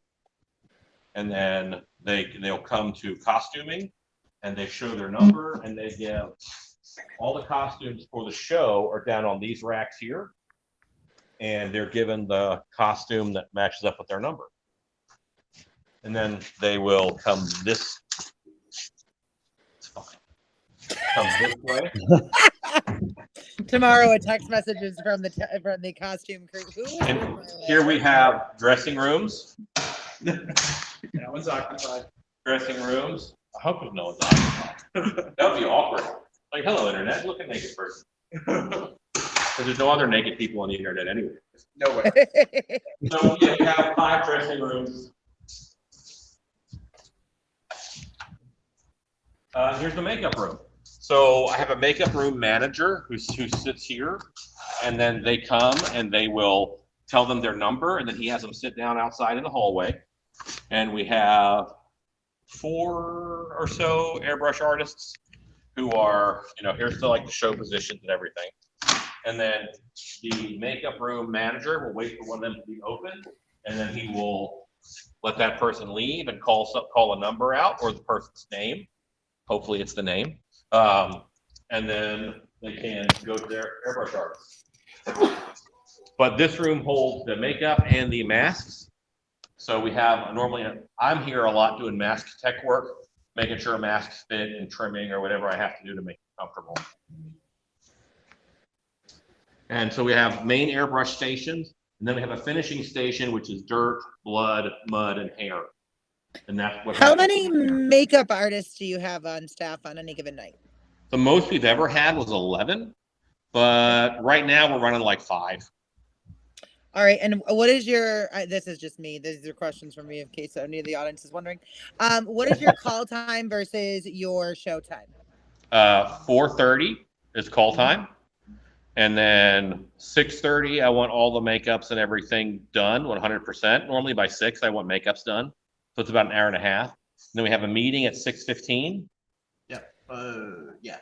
Yeah, 6:15, and we want to be done with that meeting by 6:30. That way they have a half an hour to get to their set, go to the back, and do whatever they've got to do before guests are coming.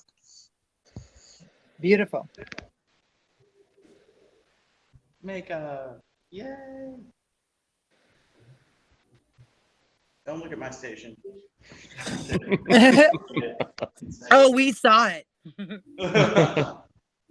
Another question from the audience. How often do you mix up an actor's location during a season, or do you always cast and keep them in the same spot for the entire run of the show? Typically, we try to keep as many people in the same spots as possible. We want them to own their characters and love what they're doing. But of course, with the need of the show, people will end up changing roles. So there's not really a good answer to give you an exact number, but we believe that, people owning their characters is going to give the best performance. So we want them to do that. And we try to keep them in the same places as much as possible, including this character, which is absolutely terrifying. I have a lantern on my head. Oh my God. So what would you say your mask to makeup ratio is? 50-50. Yeah, it's pretty close to 50-50. I'm actually leaning a little more on masks. We had that COVID year where we were all masks, and boy, was that nice. Right? It was nice because people got ready faster. The makeup artist learned a bunch about, sanitation and that kind of things that we didn't really do well in this industry before. Yeah. So I'm about 50-50. I prefer masks myself, because I don't like playing people. I'd rather play a monster. And if you're going to really change the head, you either need full prosthetics, which take a long time, or a mask. So, Alan, speaking of COVID, without giving any numbers, we know you've you got 2 weekends under your belt. Have you kind of seen the rebound since COVID? Yeah. We did not open in 2020. Okay. 2021 was a gangbusters year. Yes. We opened a weekend earlier. If you look at this weekend, we should be on par with last year. Woo! Very nice. That's great. Now, last year also, we had too many people. Like, I didn't like how many customers we had. So I raised the prices by $6 a ticket. And how did that fare for you? So far, so good. If I do, 30% less people, but I make the same amount of money, it's less wear and tear on my actors, less wear and tear on my sets. I'm not in it for the money, but I don't want to kill people either. And frankly, I would rather scare 10,000 people for $100 a piece rather than 50,000 people at $50 a piece. It's wear and tear. I like it. So now, speaking of staffing and speaking of numbers on that side, not that you have to share these numbers necessarily, but we're kind of hearing around the industry that staffing has been a challenge. Has that affected you at Dark Hour? No, not really. Not really. We started working to change the culture of Dark Hour, so that it's just a place you want to be. Oh, and they're paying you. Yeah. That's when it comes to work, you hear about quiet quitting right now. You hear about all that stuff, but there's anybody and everybody jobs. There's jobs that anybody can do, and haunting is one of those jobs. And there's jobs that everybody wants to do. They want to be a police officer. They want to be a fireman. They want to be a teacher. Those are very popular jobs. And it's haunted house acting lines up where a lot of people want to do it. Especially when you come at it from what Paul is doing with Haunters Against Hate is a glorious thing. Because one of the things that we do in haunted houses is if you take a 4'11" girl and you put her in the set and she jumps out and acts and moves and she scares 5-6 foot tall men and they all run away, that's personal empowerment. You know, Mhm. you are giving her an amazing amount of confidence. And that is one of the reaped rewards from acting in a haunted house. So if you can push and sell the positive things that haunt acting gives to you, as well as the positive things that it gives to your customers, then I'm not going to say we're recession proof, but we're kind of recession proof. If your haunt is an escape for them, then why are you going to have a hard time finding people? You know, Yeah, it should be an escape. I agree with you 100%. We overhired for this year just in case, just because we're doing some expanding and stuff. And actually, I think we're going to have to definitely expand next year because our retention rate has been ridiculous on a lot of Because things. you want to keep those people. Yes, You know, 'cause I you're love right. them all. I would They're rather fantastic. expand the haunt and keep those people. Yes. You know, so yeah, absolutely. Alan, we do have some more follow-up on acting. If you have a second here, how do you advertise to get your actors? Well, I don't have any cards on me I because don't my have- wallet's with it. Well, I got one in my wallet. Oh, look at that. this is Robert. Hi, Robert. You've been holding the camera for us and doing a So great job. about 10 or 12 people on staff have these cards that say, "Let us make you a Mon star."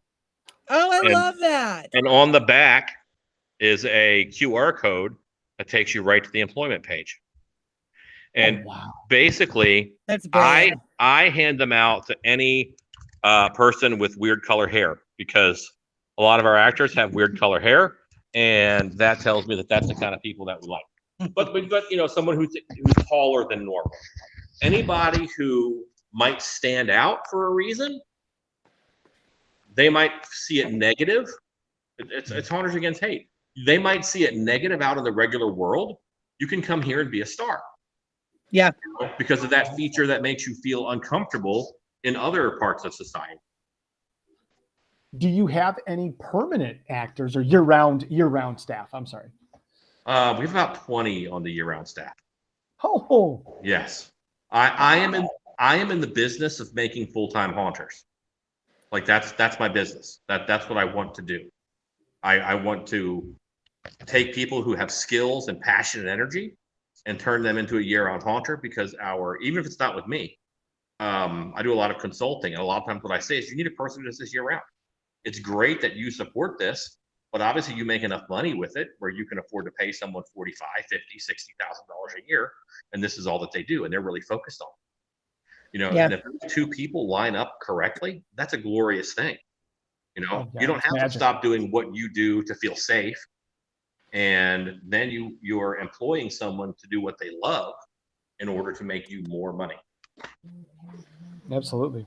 So yes, I would, instead of buying an animatronic or buying $40,000 in animatronics in a year, I say, okay, that's a salary, and I bring someone on. And once you're in the business, it's so easy to get hired somewhere else doing the same thing. I hate to say that, but how do I start year-round haunting? You just start year-round haunting, and then the jobs come to you. It's crazy. That's awesome. People are, besides money, you know, retention is an important topic in this business because you've spent all that time and effort training someone, and to lose them is a tough thing. Besides paying them and pizza, what are some other retention techniques that you guys do? Make them happy and listen to them. So I had an actor who is male presenting now, and they were not previously male present. And I might screw up the terminology. I'm sorry. I swear I care about it, but I don't know everything. Sometimes it changes, and I'm not smart. But I have an actor who is male presenting, and when we first showed them their robe, he was like, "I don't want to wear that. That's a dress." And I said, "Why don't you come with me?" So I brought him to my office, and I said, "Here's the Pinterest board that I use to create all these looks. And you saw the robe, and yeah, it looked like a dress, and you're working very hard to present as masculine. I get that. But here's what we'll do. Here's the mask that goes with it, number one. Like, here's the mask. It's a cool looking mask. It's got a hood. It's a robed character. And I'm moving more towards robed characters but a very particular style of rope character. I'll get into that later. And one thing that always makes me feel super tough and masculine is bracers. So I went in the back and I made a pair of bracers before we opened so that they had a pair of bracers to wear, and that I listened, and it just helped that person enjoy their role more. And if you keep listening to people, they're going to stay. It's good advice. One That's thing to great point advice. out as well is that collectively we make sure to do those things. As a management team, it is very important to make sure we're listening to them. And that same actor had interactions with all of us, and they're very grateful for what we did. But there's also a lot of actors that just need to be heard. And the management team, we're so busy that we take a lot of time not to listen. We have to. We just have to. They don't get listened to a lot outside of here, maybe. So Point that camera at me for a second. If you were asking how can I retain actors and you don't know all of your actors' names, that's a problem. Of course you Can I can't retain clap? actors. Can you hear me clapping? You don't even know their name, and you're asking them to work hard for you for 6 to 8 hours a night. Learn their names. That's number one.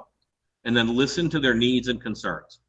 Because Teddy said something where, just listen to them. Because a lot of the people that we have, we collect a lot of people who are a little bit on the fringes of society. Now we have real estate people who they just want to do something fun as a stress burn, and they come here. But then also there's people who don't feel welcome anywhere else. That's why I love what Paul is doing. We support Paul so much with Haunters Against Hate, because we bring those people in, and this should be like home for them. I don't always use the word family because I don't know if I believe the word haunt family. But it should be like home.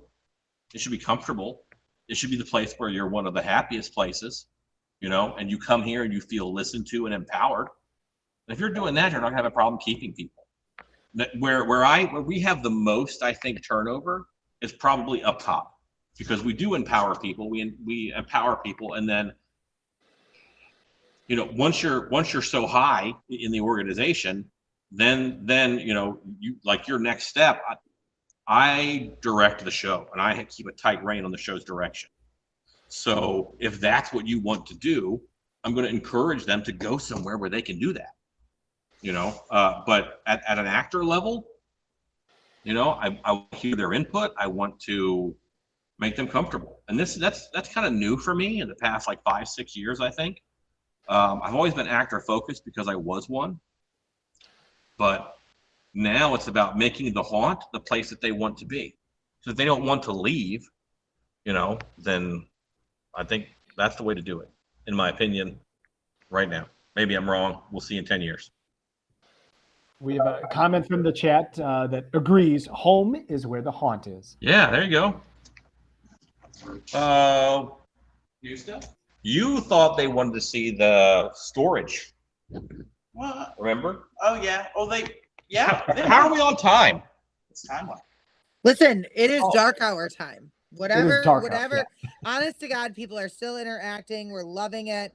I mean, unless you've got a pressing meeting, we are here for anything you're willing to give us. No, let's go to the expansion. New stuff. Ooh, new stuff. So we used to have 2 haunts. We had Annabelle's Asylum. Annabelle's one of the witches of the 13 in the Coven. And we had Dark Hour, of course. So in order to build some escape stuff, we took a little bit of that room away from that second haunt. And it wasn't quite big enough to be, it's about 3,500 square feet. So instead, we just made Dark Hour bigger by 3,500 square feet. And this became an area for Corva Hive, which is one of our witches, and Annabelle Noir, who was another one of our witches. Hey, Boston, why don't you do a little walkthrough here? In the expansion? Yeah. Sure. So the first in our Corva Hive area is the embalming room. So this is, traditional Egyptian where they would embalm things. Of course, you can see another very tall set, and we try to detail all the way up, so you can see all of the hieroglyphs and these wonderful murals that we have. We even have a large Anubis set up there, so we really try to put high detail into our upper parts of our rooms. We don't usually just go to 8 and then kind of quit or put black walls or just do basic things. We try to really elevate everything up because there are people who walk through a haunted house with their head up instead of, cowered down and scared. So that's the embalming room. And then we move into our centipede room.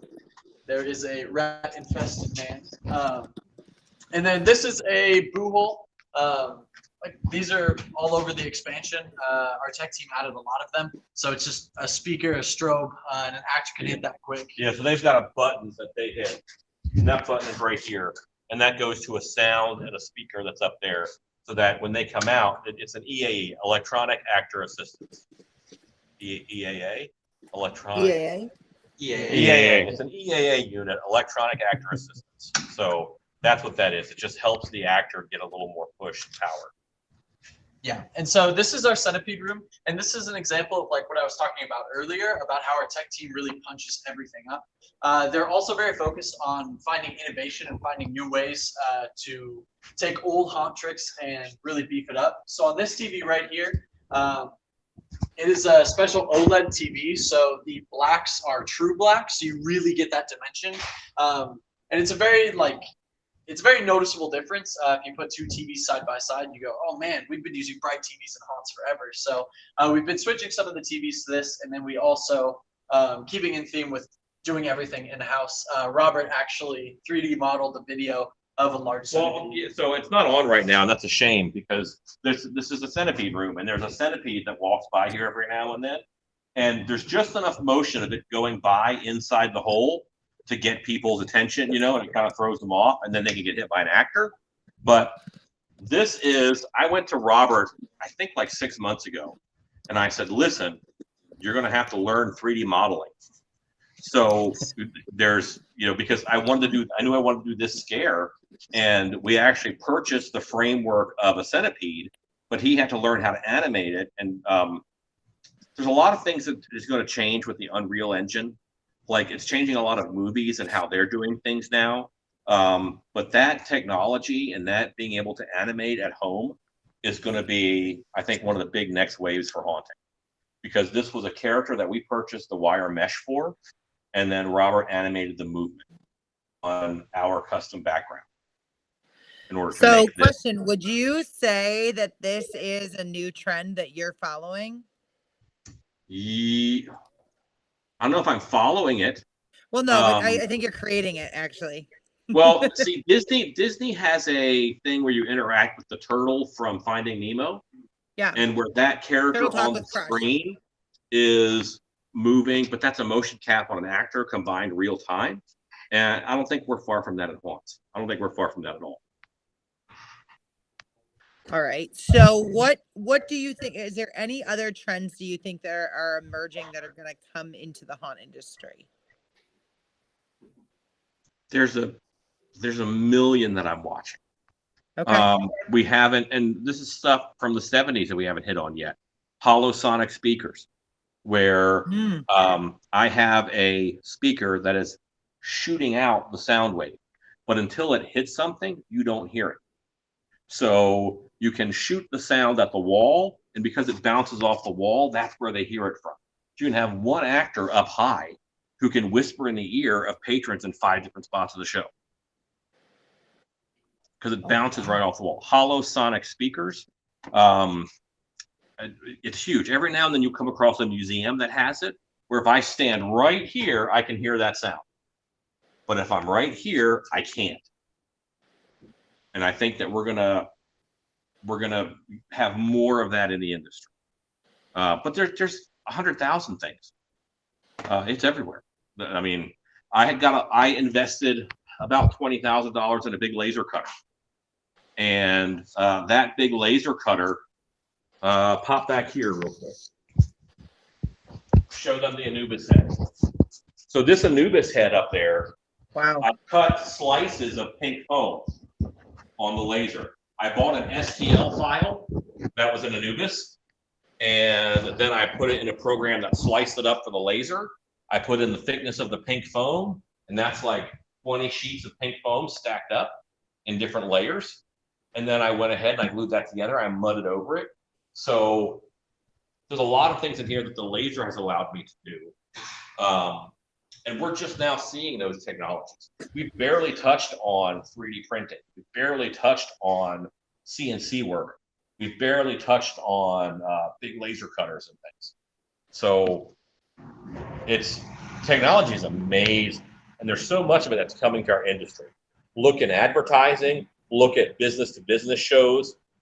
There's a trade show that I'm going to coming up. It is a foam and adhesives trade show, because there's adhesives that allow us to do things that we haven't been able to do before, you know? But it's just look everywhere. Back to Boston. Back to me. Back to us. Yeah, so as Alan was saying, you kind of get a glimpse of the large centipede. We really wanted this room to be, you're looking at either side of you, all of the distractions. This guy wiggles back and forth with all the centipedes. So there's a lot of movement in this room, leading you up to our very large centipede puppet, which again, completely made in-house by our wonderful prop productions team. So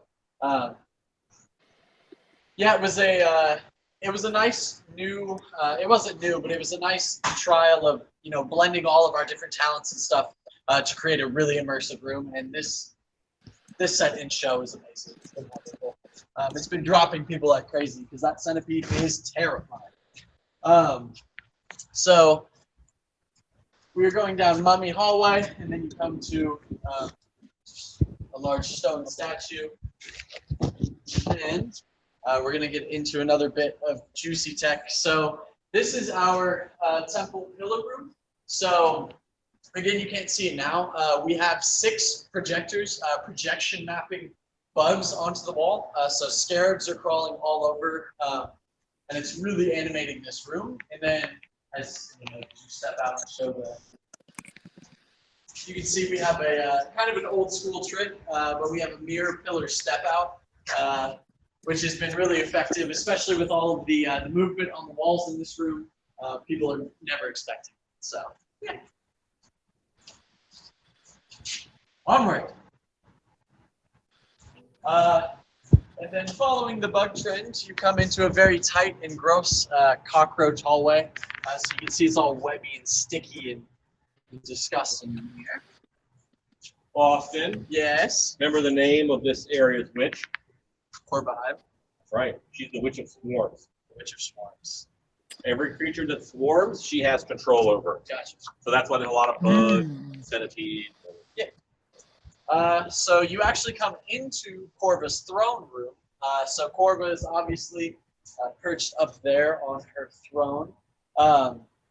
And then the treasure that Corva is protecting is her eggs. So all of the eggs for the scarabs, the insects and stuff, that is what they are here protecting, since she has control over all of those. So again, there's a button-assisted prompt up there. So she hits a button and thing plays and the room animates, and there's actors running around down here as well while she's distracting up there. So again, another good example of how we bring people's attention up so we can attack them at their throats. I want to do another highlight of sadness. Yes. So in the plan for this room, these are Egyptian statues of Khepri, who is an insect-headed god. He's got like a scarab's head. Well, a whole scarab is his head. And we just didn't have time to get it done. So these were decorated like 10 minutes before show. Yeah.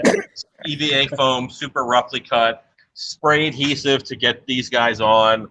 Like it's spray adhesive right to it. These are glued right to this guy. So, and I just painted on like the Egyptian collar. It's not that big of a deal, but down the road, I'm going to go back in, do them the correct armor, get them the nice paint job, and make them what we want. This is the Band-Aid to get us by because we had to open. Much better than the naked mannequins. Right, they were naked for such a long time. Yep. Behold the fury of my Ken bump. So that area, because that's kind of fun. Okay, let's go. While you guys are doing that, can you do a quick recap on your overall backstory and as to why patrons are in certain places? Moving to light, moving to light, moving to light. Okay. Dark tunnel. Shoot up, Robert. They can see the trees. Oh, yeah. Oh, love those. We're going through a forest here. So, the backstory. Dark Hour is a coven of 13 witches, and they are trying to bring about one spell called the Dark Hour that will make eternal nighttime. Basically, it is a eclipse that they freeze in place. So then all the nighttime creatures have reign over the whole earth. That's their goal. And they're a coven of 13 witches. Each one has their own underlings and henchmen and acolytes underneath of them. And you can encounter any of them anywhere in Dark Hour. And so basically, there's 13 areas of the show, each one representing that witch, her culture, and her field, kind of. That answer. This is Annabelle Noir's area. Yes, the Demon Whisperer. So this is the front of the barn. Come to find out that, this takes place about 15 years or around 20 years before the Salem witch trials. That's right. So back then, there wasn't a lot kept inside of the house, we learned, after looking for a lot of reference. So we knew we had to decorate the outside of the barn. And luckily with this hallway, there are so many different options to pop out on the barn. There's the windows on both sides. There's the center door. This actor just drops people all night. It's really great. And it happens so fast. But moving through the barn, we get to experience many a goat. There is a goat perched up top that is highlighted by show lighting and stuff. But the probably the most requested goat is this one, another giant puppet. He is terrifying. The soundtrack on him is insanely loud, and he gets a lot of scares too. And the actors in here also have a lot of different options. All of these holes up here where Alan's head is popping up. This one also shows people against the wall because the actor can grab, and it's really fun. It's really fun. Beware my beefy arm. I'm bewaring. Okay. Then we move on into the candy cellar, with fun little gross goodies that have been kept well, at least to the best of their abilities.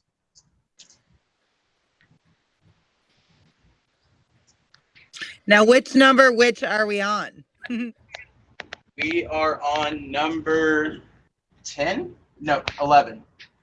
We're on number 11 right now. Yeah, 11. Yes. So this room is a good example. I'll tie this back into like how you retain people. You can see all of these jars are filled with just different goops and like dried out different goods. And there's so many of these. And an easy way to get people to come back is to involve them in making the haunted house better. That's something I'm sure every owner operator gets all the time is like, hey, can I come build? And obviously we know that it's not a job that anyone can do, or we're very specific, or someone like Alan has a very specific direction. But when you have projects like this, I'm sure everyone has projects where it's like, oh, there's so much tedious work that needs to be done. Send out a call. We call in people all the time looking for help. And that's a really good way to get people involved, year round when you can't facilitate them all the time. So We had specific work nights where I gathered all the materials, and in one night we filled all these jars. This is all different mulch that's spray painted different colors. So we had teams that were spray painting mulch, teams that were filling jars, teams that were painting jar lids. So involving your actors in making those kind of things. In this last set here, all these corn stalks, these were all made by our actors. So we brought in everything that we needed, and they made that. The tree tunnel that you walk through, and they all made those trees out of pool noodles. I taught them how, and then we had 30 people all making them, and then we can do it in 2 nights. We're done. Teamwork makes the dream But work. it's finding specific things for them to get involved with that they're not going to get in your way. They're not going to. You don't have to worry about their level of carpentry because no one's going to walk on it or whatever. It's a decor thing you need a lot of. It's a great idea to bring in people and have them help you. I don't know of the official name of this room other than Grandma's room. It's Grandma's room. It's Grandma's room. It's she's just in the Grandma. dark. And I what say Granny because I called my grandmother Granny. Yeah, I said grandma because I called my grandma grandma. What'd you call your grandma? Grandma, and then also me, like a Meme? meme, like the meme, but like Okay. before that. Got it. So So one thing, Abuelita. Abuelita, got it. one Yeah. thing we love to do here is organize chaos, stacks of things that look aesthetically pleasing and nasty cobwebs and stuff like that. This is just a small area that shows that. Other than the next one where it's very organized chaos. So we'll shuffle through the clothes. Yeah, they're going through a wardrobe. Yes, Going through a lot of clothes. lots of clothing. Lots and Into lots. What we've been calling the upside down room. This is a work in progress. It's still, it's one of those things that we're still working on. But our goal was to sell the illusion that the room is getting sucked up into a vortex. So we have like the paper strewn about and the table upside down, and this is getting sucked up, and the chairs are getting sucked up. And yeah. Also, the lighting here is another thing that we can't show you right now, but it really feels like the room moves while you're in here. The lighting and the way that she's highlighted and shaking, it's super fun. So we travel outside, moving through the alleyway into town square. So as we know, Alan! Do you guys I knew he have was there. I saw him cross. all the time? All right. Anyways, town square. So the unfortunate truth of the pre and post Salem witch trials is that they made a very public message with the burning of the witches. So I don't think we can move her out to her full. Maybe was there. Oh yeah, she comes out super far, way farther than that. She's kind of tall. She comes out to about here, and this is also where Annabelle Noir makes her big appearance, telling them that they've been burning all of them, but not me, because Annabelle is like an undercover witch. She's a demon whisperer. They don't know that she's a witch, so she's flaunting that. She's being almost taunting about it. So yeah, all of these great signs, lasered, they're just amazing. The laser cutter is. I learned about the laser cutter this year, and I want one really bad. So and what that sign like? So this is like their town square. So that's fine toys and dolls, and it says woodcarver wanted. It says bind your children, and then it says we buy hair. And so one of my little outs for the witches is that if people are suspicious about them, they'll sell their hair to the doll shop, and then right before they get burned, they're able to transfer their essence into the dolls. So down the road, you're going to see a lot of little possessed dolls that are possessed by the spirits of witches. Forward thinking. Forward thinking. Yeah, like that's the next thing. And show them that mural that just helps extend the set. Yeah. So adding the gate in front of it with the wheelbarrow, walking through the way that they have it lit, it really does take away from the fact that it's a mural and make it seem real. Just adding that little bit of extra dimension. Also the kind of the gate at the bottom. In regular light, sometimes the murals don't show how they look in show light, they're flat. But in show lighting with all the dimensions at it, it really sells it. It really That doesn't look sells bad it. right now. Ooh, what does it look like? Yeah, on camera it looks pretty good. So yeah, great work, great amazing mural work. Why don't we cut to Wigwam Village real quick? Let's go. Because I think we're probably pushing people's patience. Mm-hmm. People are loving this, guys. Thank you for what you're doing. Keep rolling. Just as a time check, we're at about 8:55. 8:55. So this is a Shake Shack, the moving room, and it's under attack by a bunch of Wendigos. Oh, cool. Yeah, the room feels a little roller coastery while it's going. Wendigo. This was a big Gorgalore zombie puppet that we turned into a giant Wendigo by changing up all of it. We changed up all of it. These are the original hands. Yeah. But we like to change stuff. We like to make monsters. He's probably one of the more abrasive puppets. He scares me every time when I happen to run by while it's getting up. Yeah, big boy. He's big. So this is the trapper's cabin. The Wendigo is in the northernmost area of America. And I may not pronounce this right because right now I had a molar taken out a couple days ago. So I'm talking a little weird, and that's why I made sure that I had help in case I can't talk this whole time. But the Ojibwe tribe is a tribe that was up in Vancouver, Canada, that area. We have an indigenous people witch, and that is Misqua Ikwe, that means the red woman. And that's in Algonquin, which is also kind of that area. But everything that we took from indigenous people, scenic wise and look wise, we made sure we stayed with one tribe to make sure that it wasn't just random cultural appropriation. It was, we want to celebrate, and I want to hear scary stories from everywhere, all over the world. And I just think that the Wendigo is one that I really love.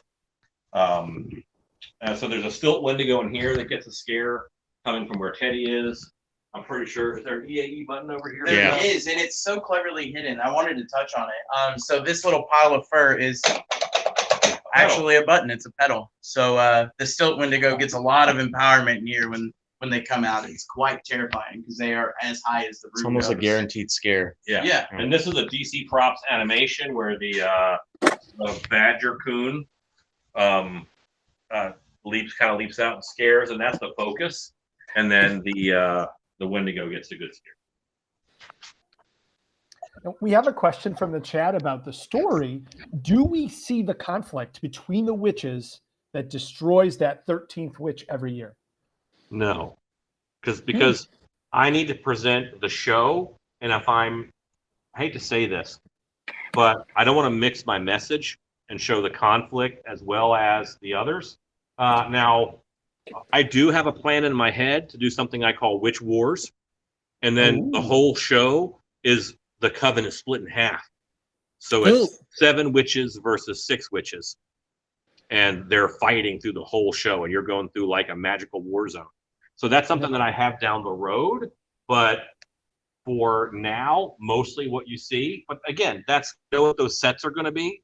I know what those areas are going to feel like, and I'm on the lookout for things that reinforce that story. So I'm not letting what I find. I said it already. You get it. You're directing your vision. Yes. I'm trying. Lord knows This is I'm trying. beautiful. So this is the Ojibwe tribe gave us wigwams, which are birch bark, and a lot of work went into figuring out how to build these things. Birch forests are big up in that area, and they're visually appealing. So the first thing we did was the whole room is painted with a mural, and there's like 5 or 6 layers of trees that go back into the distance. In different. So we would paint a layer of trees, mist over it in black. Paint another layer of trees, mist over it in black, and that kind of pushes those trees further and further back. And then when you look at a wall like this, you can see that we have some actual trees up there, and that whole back wall is painted as well, giving you a little bit more depth.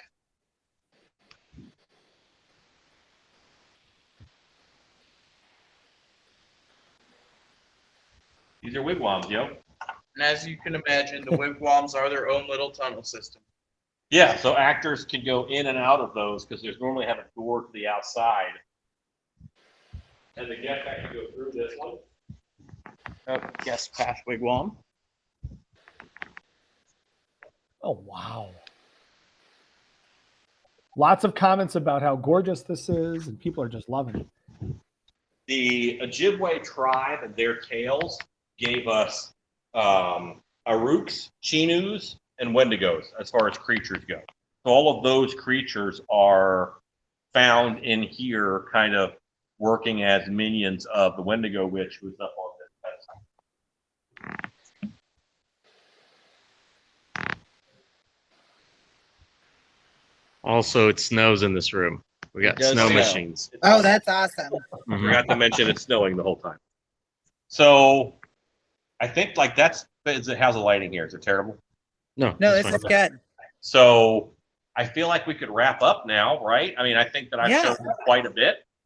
I can't believe how much you've given us. I know We've you've given us got- so much except the women's room. That's really it. Yeah. That's what you missed.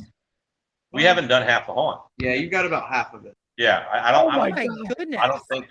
Yeah, there's a lot you guys didn't see. How long does Um, it take to go through everything? Right about 30 minutes. Right Okay. Oh about. my gosh. I put my witch's hat on. What's that? Told you. I put my witch's hat on for you in honor of being part of this show.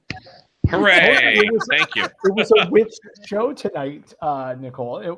I know. I predicted from the beginning, and I didn't even know what we were getting ourselves into. Yeah. Oh love my it. gosh. Let's head back to the exit lobby. We'll Yeah, bring it let's full go. circle in the exit lobby. Don't show them any of that stuff. Yes. Oh, that's super secret. Super secret new stuff. Black walls. All right. We're not looking. Oh, Everybody, close your eyes. somebody trip him quick. Just kidding. Nice work, Robert. There's an extra tip in there for you. Thank you. So this is our exit lobby. The guests exit the haunt right there, and they can do pictures. They can buy stuff from our gift shop. But I wanted to show you. We bought a bunch of shirts from Paul. We arranged it at MHC. Yay! So that in our gift shop, they can buy a Haunters Against Hate shirt. Oh, I love that. So, Holter. Wow. This was an incredible Wow, tour, guys. an incredible show. Holy moly.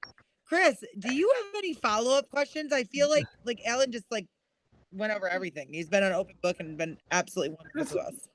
This is awesome. I can't okay, the only question that I have right now is, do the four of you live there? No, do we live here? At the haunted house. No. And there's a big team, there's a team that takes care of retail. There's a team that takes care of outside. We have a tech team. We have Jake Farmer and Andy Biggins are awesome techs, and they take care of a lot of that inside. But it's all compartmentalized so that we have, I think, the right people doing the right jobs. It's been a reoccurring theme, certainly, about taking care of your staff and making sure you direct that vision. I mean, this could have been a class on its own. And if I can pivot you just slightly, we have done so much tonight, and I cannot wait. Like, I'm literally booking my tickets to Dallas right now to come see you.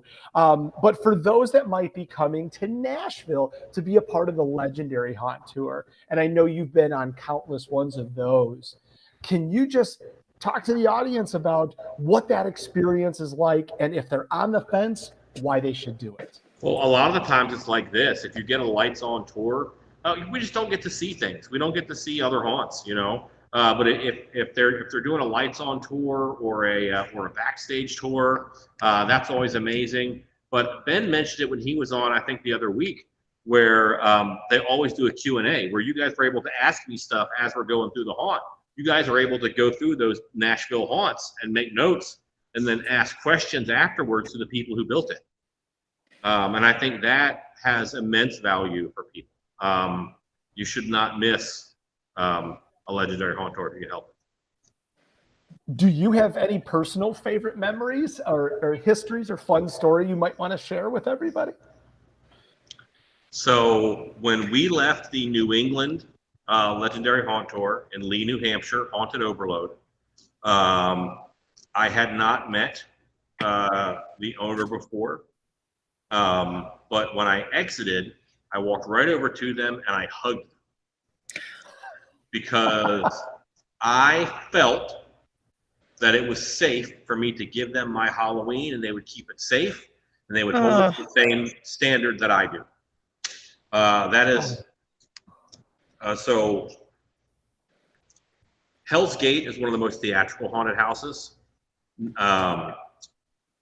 Netherworld is the haunted houseiest haunted house. And Haunted Overload is the Halloweeniest haunted house that ever was. Yeah. You know? And but it's always the bus rides, I think, that stand out to me, because you're talking to people who just got done having the same experiences that you did. They just got done having their season, and how did it go? And I learned so much on the bus ride there and back, as much as I do going through the show. Because I'm talking to my peers, and we don't get that a lot. Agreed. I think that that part of it is just so invaluable all the way around. And, it's almost like everybody's had their amazing seasons, and it's the best time to catch people on the what to do for next year, where the vision's at after a successful season. And, one thing I wanted to touch on that you said earlier about recession, that's why I actually got back into entertainment, I should say, is because of the recession. I graduated college about the same time that the recession started, just a few short years ago. Let's not date myself. But I think that that's a really important message for all of our fellow haunters, is that we've not seen anything yet. Things are going to be really good, and they're not only going to be good, they're going to be great.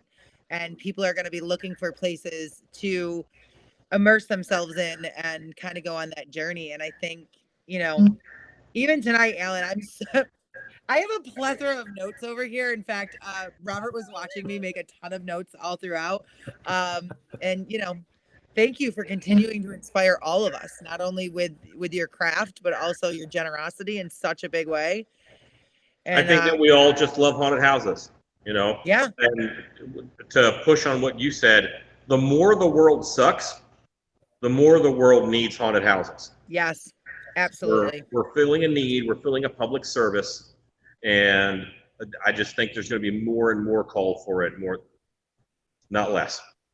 Absolutely. I think you're right on the money with that in so many ways. Now, we have a follow-up question. I say we because really, actually, it's twofold. What is your favorite Universal monster? It's the Wolfman, without doubt. Okay. Saturday, I was able to suit up, and I was a Wolfman inside the show, and I got to run around scaring people, and that puts joy in my heart. Did you feel like an Avenger when you did that? Did I feel what? Like an Avenger. You know what? Everything slips into place. And when I'm in costume in the haunt and I hear the soundtrack and I hear groups going through, I know that I am exactly where I'm supposed to be. Like that's home for me. That's my soul is happy then. Chris, do you want to give the follow-up question? Well, the second part that we have asked everybody is, what is your favorite Halloween or horror movie? Ooh, all right. I'm going to say Nightbreed. Nightbreed from Clive Barker. It's an 80s movie. Because in it, there's this theme of Midian is the home that the monsters have, and people invade Midian. But when they're talking about Midian, there's this reverence that everybody has with it. And on the surface, it's this cemetery. But underneath, there's all these walkways and tunnels and stuff. And Midian is where the monsters go. And my whole life, I've been wanting to make the places where the monsters go. I love that. I love that. Oh, that's so great. Yes. All right. Now that I feel like you've given me like a bedtime story for my Halloween, and I'm like, need to go and like dream of sweet skeletons dancing in my head. For all the crazy things that are about to come. And I think that there's a lot of other haunters on here joining us tonight that are in that same position. And I know that you're in the thick of it, my friend. And well, whoever is watching, you're doing important work. The people need you. And have a great Halloween. Don't lose focus. Oh, thank you. Thank you, Alan, so much. Oh my gosh. All right. This tonight has been about the feels. I mean, it really is. Wow. You know what, Alan, I gotta share this.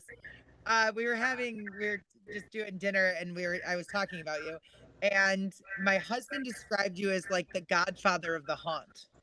the haunt industry, and like just like the the guy that always gives you the greatest advice whenever you need it. And tonight I felt like I need to share that to you because it's true. I went from being somehow a 18-year-old year-round haunter at Terror on Church Street in Skull Kingdom, and at some point I became Haunt Yoda, and I have no idea how that happened.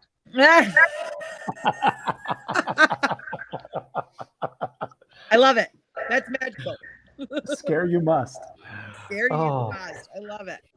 We're getting t-shirts. All right. Alan, Perfect. so Well, grateful. Alan, thank you so much. I want to thank Boston, Teddy, and Robert for Yes. helping us this evening. Thank you guys so much. And just in case I couldn't power through it, because I'm not 100%, but it worked out. You guys are an amazing team. Thank you for letting us inside of your home. Yeah. That's awesome. Have a great season, everybody. You too. Thank you, Alan. Thank you, Alan. Thanks, team. Thanks, Dark Hour. Wow. Holy cow. My God. There are times like I was sitting there and I'm just like enthralled, and literally I'm writing down notes, and we had a side conversation at one point just with some notes, and Robert's like, yeah, I see you. And I was like, oh my God, I forgot he can see me. And I genuinely are sitting there captivated, just like, oh my God. Well, and I also shared a fun anecdote off screen with the guys. I found myself in just outside of Dallas, right outside of dark hour, like on accident. I'd been traveling all day. I was a sight to be seen, but I had to like get out and like take a picture, and like I sent it to Alan and Shannon, and was like, oh my God, this is incredible. I can't believe I'm here. They're like, oh my God, we're so sorry, we're out of town. I'm like, that's okay. And I literally said to the guys, that's my luck. Right place, wrong time, every time. But even from outside, it's just massive.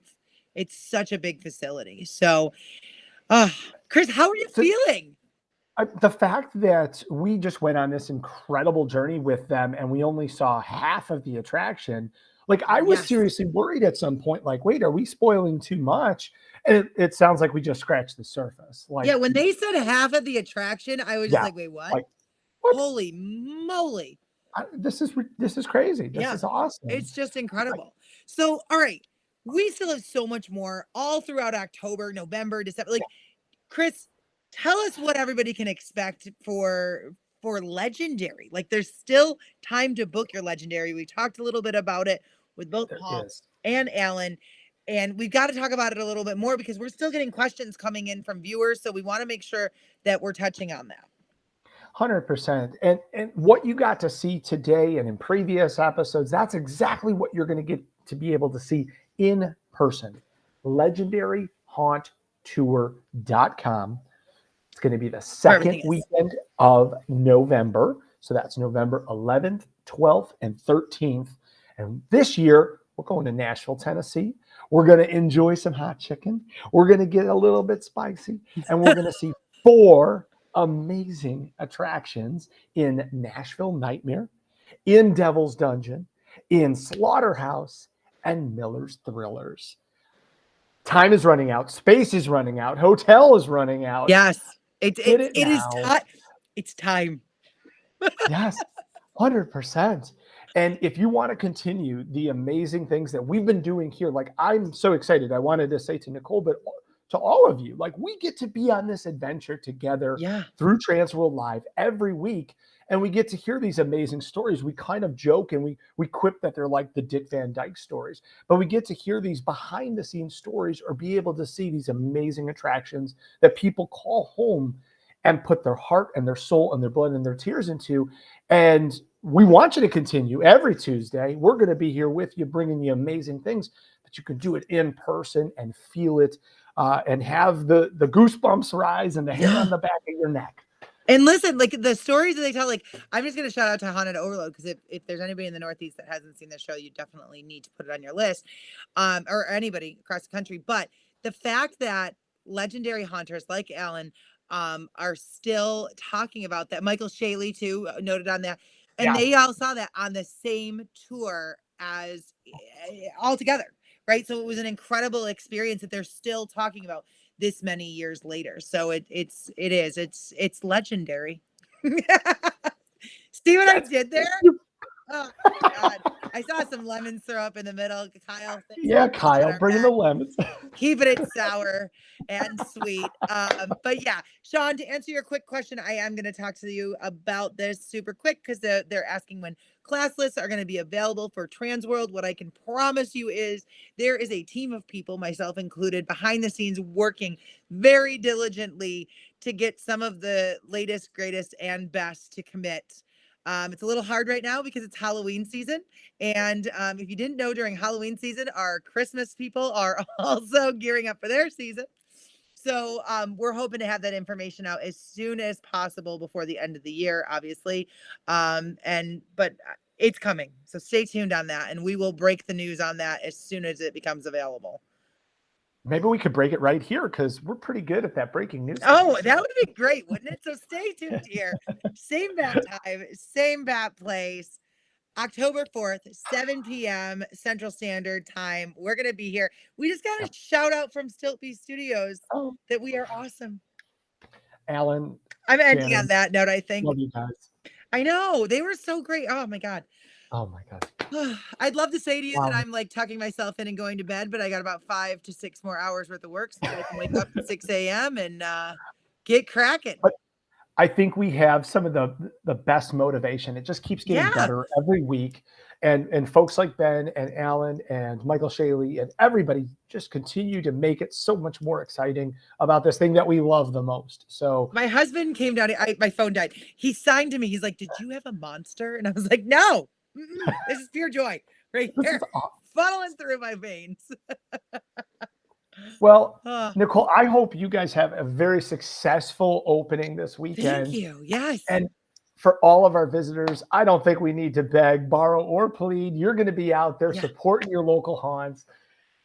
And rocking it and haunting it and scaring people and terrifying people, but also providing the best shows on earth to have people just be filled with joy, nostalgia, and that Halloween spirit that everybody desperately needs right now. So, to all my fellow haunters, thank you. Thank you for doing what you're doing. Chris, thank you for doing what you're doing and showcasing all of these works of art and helping to inspire others. And, you know, the 7-year-old little girl and me that was a witch for about 4 Halloweens or 7 Halloweens straight and character development, the whole 9, appreciate somebody like you continuing to keep that spirit alive for us adults that, you know, are just as in love with Halloween as we were when we were 7. You will always be the 4th Sanderson sister. Thank you. All right, guys. Thank you so much for joining us. Like we said, we'll be back here next week. And hopefully it's not as an extended of a show. However, if we've got something like today, you never know what's going to happen.